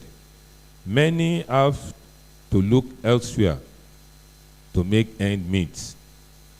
In many developing countries, such as Nigeria, impactful research activities have been at a very low level due to declining quality of research infrastructure, such as the absence of world-class scientific laboratory, workshop, where cutting-edge research can be conducted. Building the capacity of researcher is one of the assured paths for building sound platforms of research and innovation for developing countries. This can be achieved through short-term training as well as provision of adequate support for long-term training. And you know, recently, TETFUND, they now have some universities in Nigeria to train PhD students instead of sending them abroad, and at the end of the day, they will not come back. Distinguished personalities, partnership and collaboration within and outside the country is needed for our sustainable national development in the area of research and innovation. Notable partnership and collaboration will address the problem of intellectual isolation, commonly identified with scholars of developing countries. It is also relevant to encourage our researchers and innovators to join national, regional, or global network. Our tertiary institutions should be able to explore and deepen their partnership and collaborative engagement with reputable institutions outside and within the country. The other one is about knowledge sharing and utilization for sustainable development. The foundation of all innovation is knowledge. However, there seems to be a weak framework for knowledge sharing between the universities, the societies, and other sectors of the economy in Nigeria. It is therefore not surprising that the key challenge for the systemic development of the country is a lack of effective synergy between the educational sector and other sectors of the economy, resulting in inadequate knowledge or knowledge absorption and utilization. This leads to knowledge waste with attendant economic consequences for the country. A study by Bello, Mela, and Yakubu in 2022 indicates an ineffective utilization and application of research findings in Nigeria. There is a need for research outcomes to be fully integrated into policy formulation and implementation to achieve the desired socio-economic growth and development. Thus, the primary issue affecting knowledge sharing for sustainable development in Nigeria is the inadequate dissemination of research findings to stakeholders, including government agencies, local communities, and the private sector. Also, the culture in government institutions tend to hinder research integration into policy making due to bureaucratic inertia and resistance to change. Now, the next one is about linking research and innovation to sustainable national development. Nigeria as a developing economy is faced with various socio-economic problems and the challenges of sustainable development. The country is also ranked low in terms of human development. According to Human Development Report of the United Nations Development Program, UNDP, Nigeria is ranked 161 in the Human Development Index and an index value of 0.54 in 2024 out of 193 countries that were ranked. The report also put the life expectancy at birth in Nigeria at 53.6 years. Distinguished ladies and gentlemen, with several decades of research in our institutions of higher learning, the question being asked by many is, what impact has the research output made in Nigeria economy and national development? Globally, universities being at the apex of education ladder saddle with responsibility for high-level research are positioned to be the bridge between the growth of knowledge and a productive society. For this to be realized, there has to be a strong collaboration between the university, industry, and the government. The triple helix of confluence of which is an acknowledged instrument for solving our societal problem. In contemporary globalized economy, nations across the globe recognize that addressing societal challenges as well as ensuring sustainable national growth and competitiveness largely depend on continuous technological improvement and innovation, driven by vibrant research development system, which integrate research and training capacity of higher institutions with the need of industry and the larger society under an enabling environment created by government. In this way, research outcomes will be scaled up to the standard that are required for the national development. Now we'll talk about TETFUND strategy. TETFUND strategy for advancing research and innovation for sustainable development.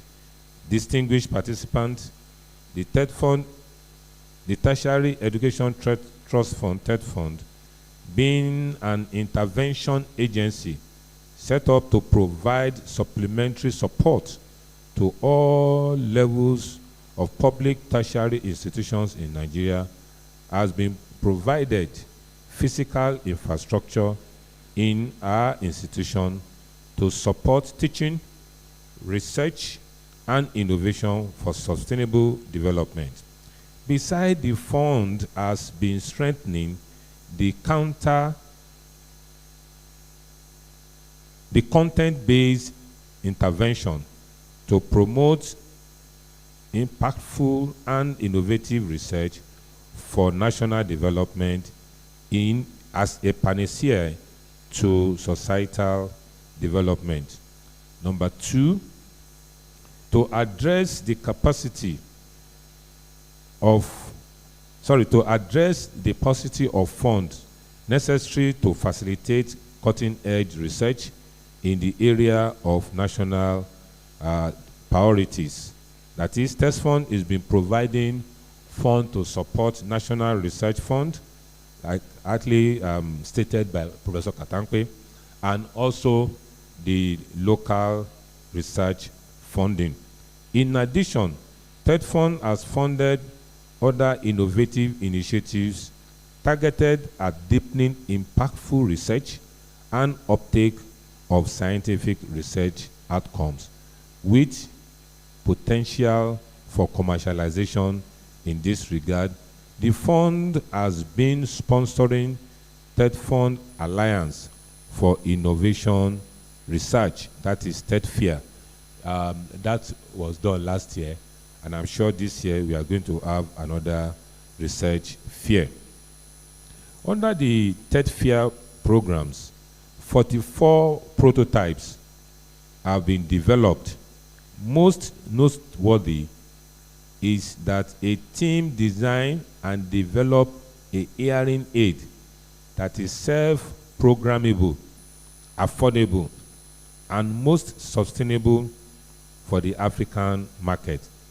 The team was selected among the top 3 participants in the ARC Center for Digital Innovation Entrepreneurship program at the Choba Hospital in Israel, where they presented their innovation at an international medical conference. Interestingly, all prototypes have been tested and are receiving positive feedback from potential investors.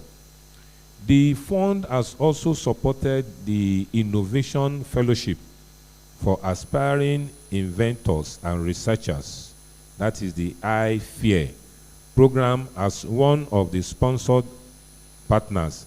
The IFEAR programs were organized by the Israel Embassy to support scientific researchers, innovators, and entrepreneurs who are passionate about using innovation to solve societal problems and transform Nigeria. The areas of focus for the program include food security, that is agriculture and food technology. Not limited to that, limited medical devices. We have the EdTech, circular economy, and also in the area of blue economy. In the same vein, to enhance the capacity of our lecturers for innovation and impactful scientific research to address societal challenges, the fund has also been sponsoring lecturers from beneficiary institutions selected across the geopolitical zones of the country for an intensive capacity building program on research for impact programs. The initiative is intended to groom a generation of dynamic researchers, innovators, and inventors within academic system and also in related areas. In line with the commitment to strengthening scientific research in the country, the fund has sponsored over 26,728 academic staff of the tertiary institutions in Nigeria for PhD and over 20,325 for master's degree at home and abroad. In addition, the fund also introduced sponsorship of bench work and postdoctoral fellowship programs, specifically to strengthen the scientific research capacity of the country. Accordingly, 1,087 scholars have been sponsored for bench work in foreign institutions and 210 for postdoctoral programs within and outside the country. We also have 103,668 academic staff of tertiary institutions who are sponsored to attend local and foreign academic conferences. It is in its efforts to enhance the capacity of our scholars for scientific research, to attract international grants and benefit. Other funding windows for research across the globe. TETFUND has sponsored 1,761 academic staff of beneficiary institutions from across the country for the train the trainer capacity building program on research proposal writing, grant management, held at various locations within the country between 2019 and 2022. In addition, TETFUND is facilitating Nigeria's participation in Horizon Europe through a program that is focusing on preparing Nigerian researchers to access research grants under EU Horizon, which is the European Union key funding program for research and innovation to tackle global challenges and help to achieve the UN Sustainable Development Goal. Distinguished personalities, the recognition of the role of the Center of Excellence in institutionalization of R&D has motivated the fund to establish 24 centers of excellence in our beneficiary institutions, with 15 centers in selected universities 6 centers in selected polytechnics, 6 centers in selected colleges of education across the geopolitical zones, especially in various aspects of national need. In addition, the fund is also sponsoring the establishment of innovation hubs and entrepreneurship centers in tertiary institutions across the country under the 2023, 2024, and 2025 intervention. Furthermore,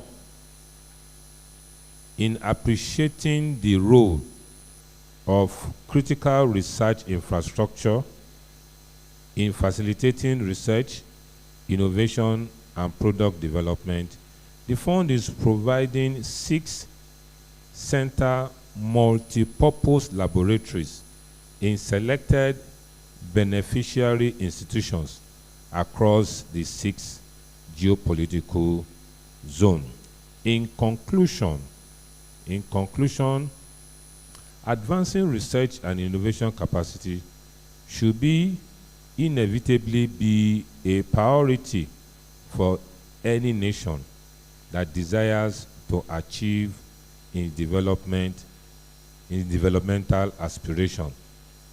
Thus, raising the capacity of our institution to generate valuable research output could help transform the country and engender far-reaching gain for our society. The fundamental role of research and innovation as an instrument of human transformation and structural development requires huge financial and intellectual investment.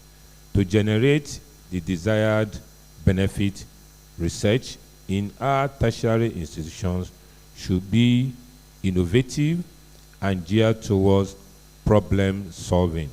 There must be deliberate effort to ensure effective synergy between academia, industry, and government to achieve the developmental objectives of research and innovation for sustainable development. I thank you for your attention. I wish you a successful research week. Thank you very much. Thank you very much. And that was from the representative of the Executive Secretary of TETFUND. Well, we are aware the Vice Chancellor and other important guests will want to take their leave now so as to attend to other pressing issues. But before you depart from this auditorium, Vice Chancellor, please, the organizers, most especially the Director, DRA, would want a group photograph so as to document this maiden edition properly for posterity. So we take a pause now for a group photograph, and that will be taking place here, after which the awards presentation to the various faculties and universities for research, best research, will take place.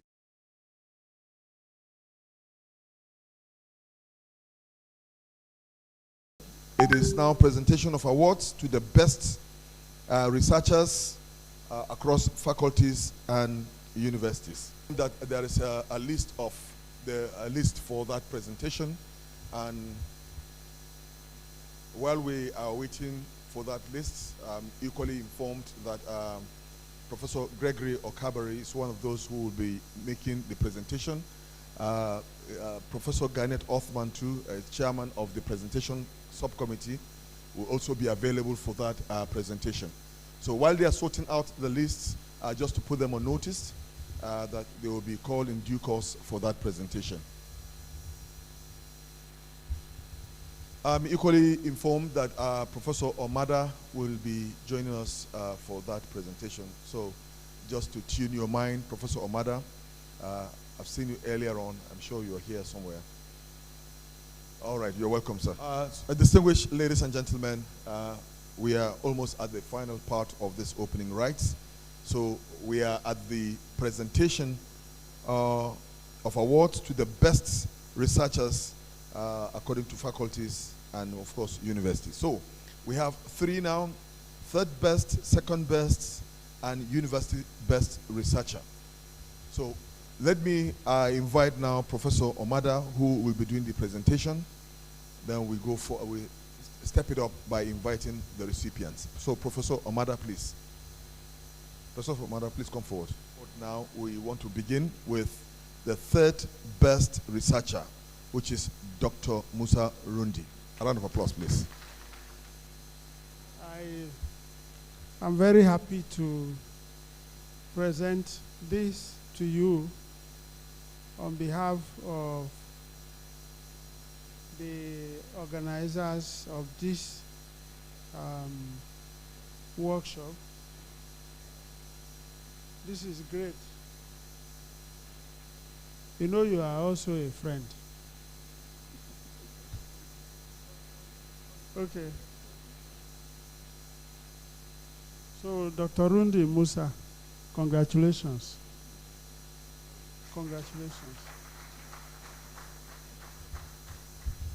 Please, while you remain behind Professor Omada, I would like you to present the next award to the second best, which is Professor Johnson Opatai.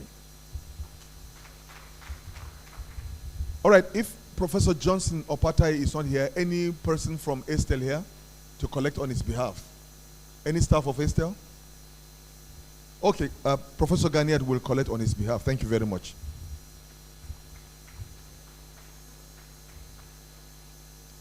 On behalf of the organizers of this special annual seminar, Research Week, I present this to you. Congratulations.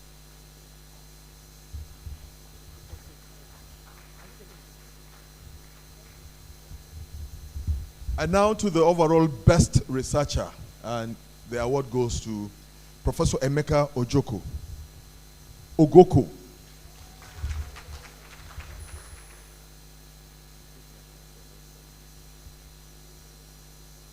On behalf of DRA, I present this to you for excellent research. Congratulations.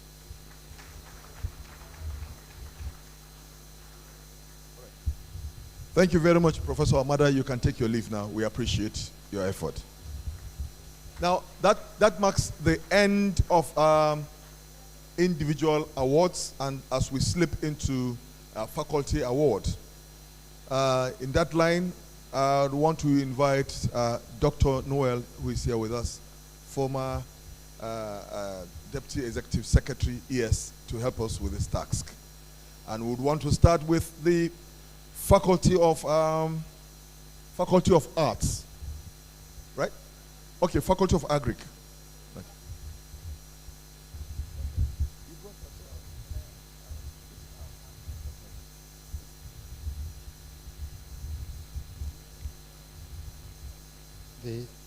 The award for the Faculty of Agric goes to Dr. Samuel E. Eshaya. Dr. Samuel E. Eshaya. Can somebody come forward to collect his award on his behalf? Okay.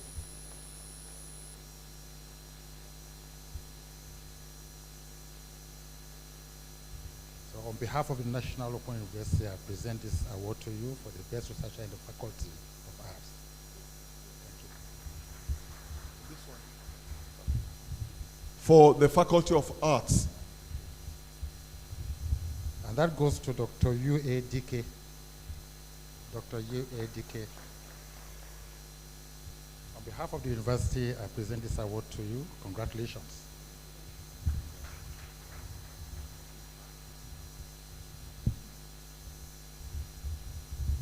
And for the Faculty of Health Sciences, the award goes to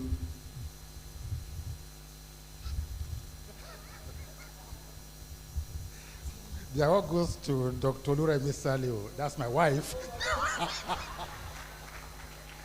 Unfortunately, she traveled, so I have to receive on her behalf.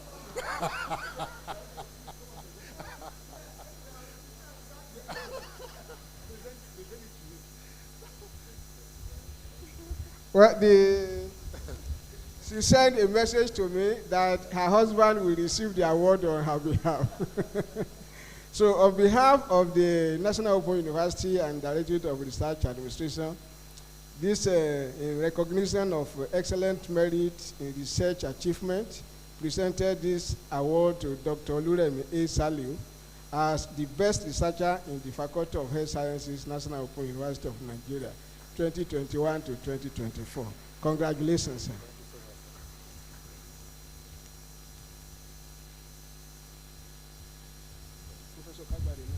All right, thank you very much. Dr. Saliu, so you may as well take the award home. So I would like to invite Professor Gregory Okabari to please come forward for the next line of action.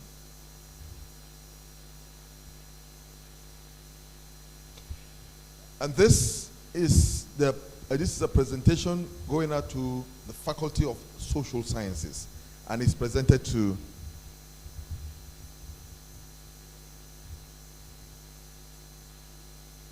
This is an award presented to Dr.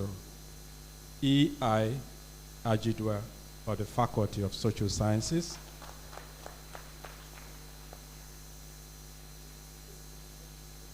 Okay, this is in recognition of excellent merit in research by the Directorate of Research of the National Open University of Nigeria. Congratulations.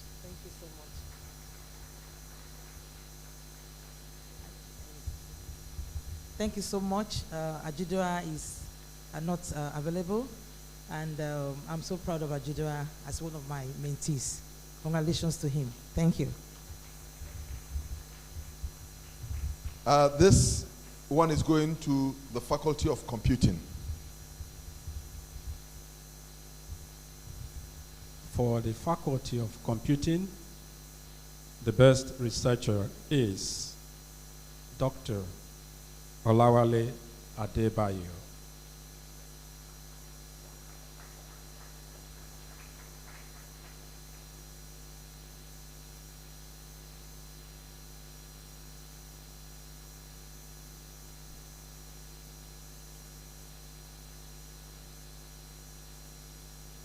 Dr. Adebayo, this award is presented to you on account of your excellence in research, the Faculty of Computing, by the Directorate of Research and Advancement of the National Open University of Nigeria.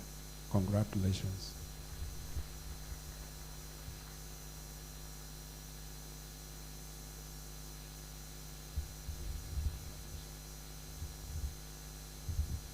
Next is the Faculty of Law.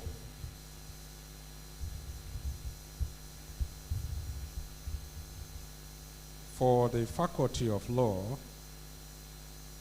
the best researcher is Dr. E.G. Aurier.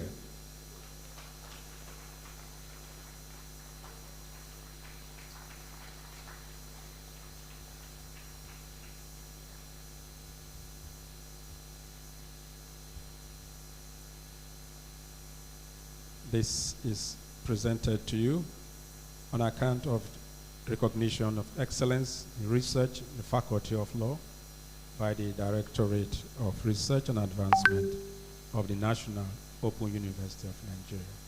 Congratulations.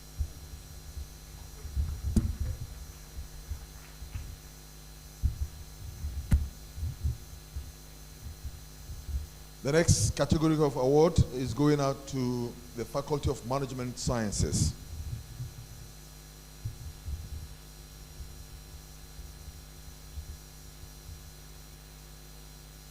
For the Faculty of Management Sciences, the best researcher is Dr.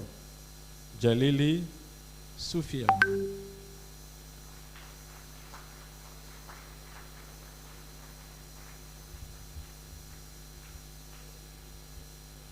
receive on his behalf.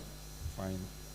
All right. So this is presented to Dr. Jalili Sufyan as the best researcher in the Faculty of Management Sciences.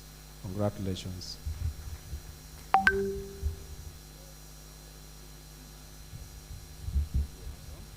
Thank you very much, Professor Al-Kabari.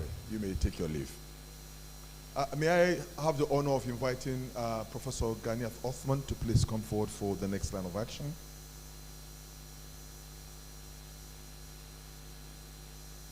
You recall earlier we presented an award to the second best, Professor Johnson Opatai. Incidentally, is coming for this next line of action. On behalf of National Open University of Nigeria, Directorate of Research Administration, in recognition of excellence merits in research achievements, presented this award to Professor Johnson A. Opateye as the best researcher in the Faculty of Education, National Open University of Nigeria, 2021 to 2024, presented it the 19th August 2025. Congratulations to him.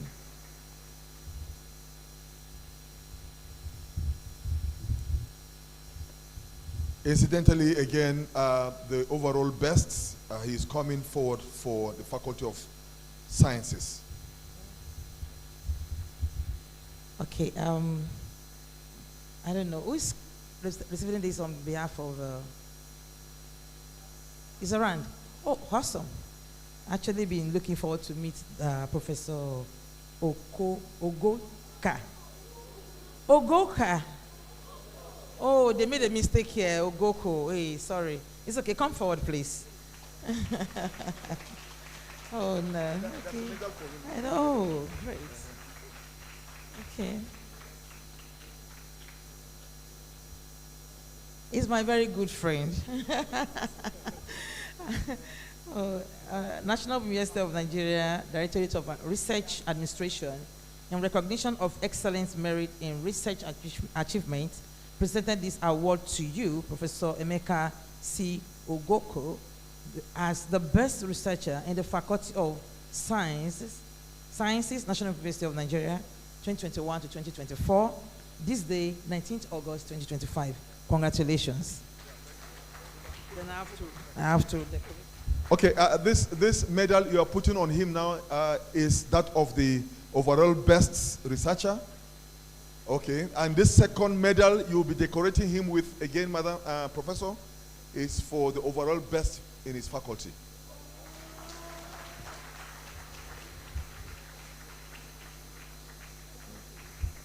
Hang the medal on him, please. That means that the first one was for the faculty, and the second one now is the overall best researcher. Oh, overall best in the university, National Open University of Nigeria. Please, a round of applause for him. And this one is the overall best from the faculty. We are proud of you. Congratulations.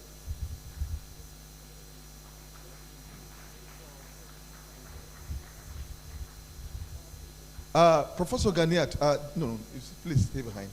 The next line of award will be going to someone, one of us who is a dear departed colleague, late Professor A.A. Njida, former Dean Faculty of Agricultural Sciences. But then Malam Ibrahim Sheme, Director of Media and Publicity, will be stepping forward to collect on behalf of the family. Thank you.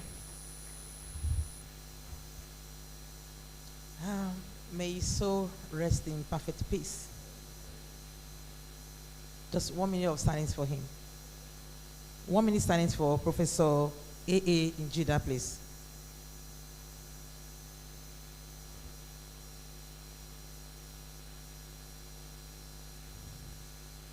May Allah admit him to Al-Jannah Firdaus.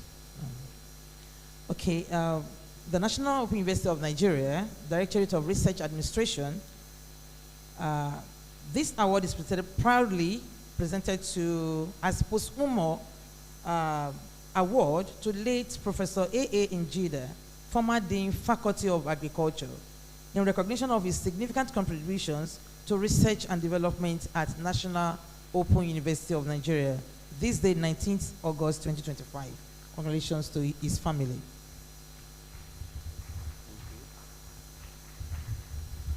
Do we have some other medals for presentation? Okay. This one is for who? This is what? Second and best. Okay. That's for, it's going to Professor Johnson Opatai and Dr. Musa Rundi. So let's see, which one is the third?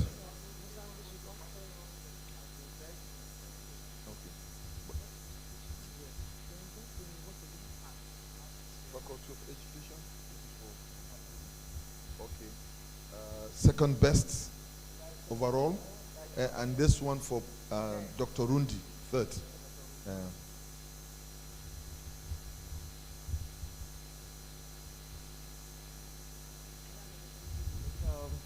I hereby decorate you with this medal as the best researcher at the National Open University of Nigeria, the third best researcher of NOUN 2021 to 2024. Congratulations. Dr. Rundi, congratulations. Other medals too? Okay. The overall best Faculty of Health, please come forward.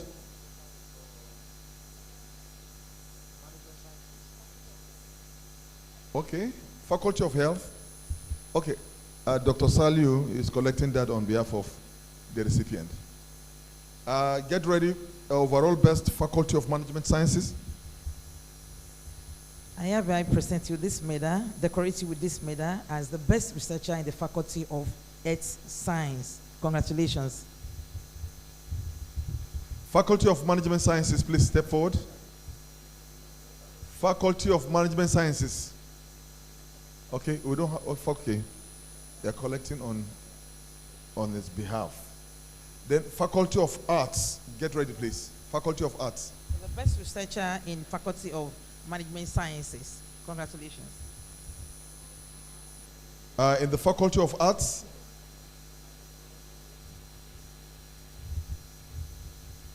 The best researcher in the Faculty of Arts. My sister, congratulations. In the Faculty of Agricultural Sciences. Okay.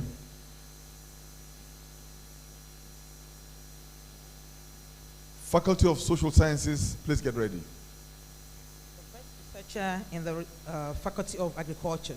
Congratulations. Thank you. Faculty of Social Sciences. Oh, okay. So you read. This is for the best researcher in the Faculty of Social Sciences, Dr. Emmanuel Ajudua. Thank you. All right. Faculty of Computing. Faculty of Computing, or right. Faculty of Law, please get ready. This medal is presented to you as the best researcher in the Faculty of Computing. Congratulations. Faculty of Law, please.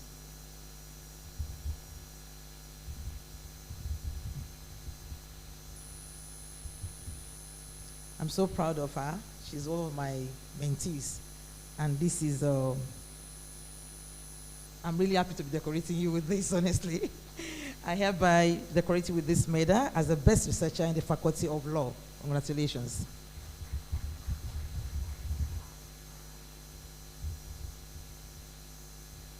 Thank you very much, Professor. You may take your leave. All right, all right.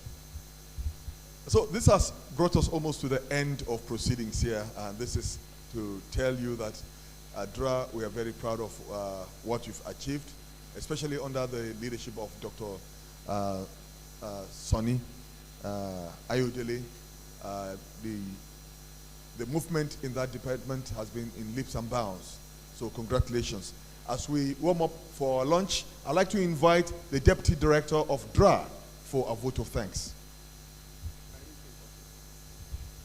The Director, DRA, has just drawn my knowledge to this, my attention to this, rather, that even the centers we have in the university are equally rated, and they are rated in this order. The best African Center of Excellence on Technology Enhanced Learning, ESTEL. The second best is RETRIDOL, Regional Training for Research Institutes for Open and Distance Learning.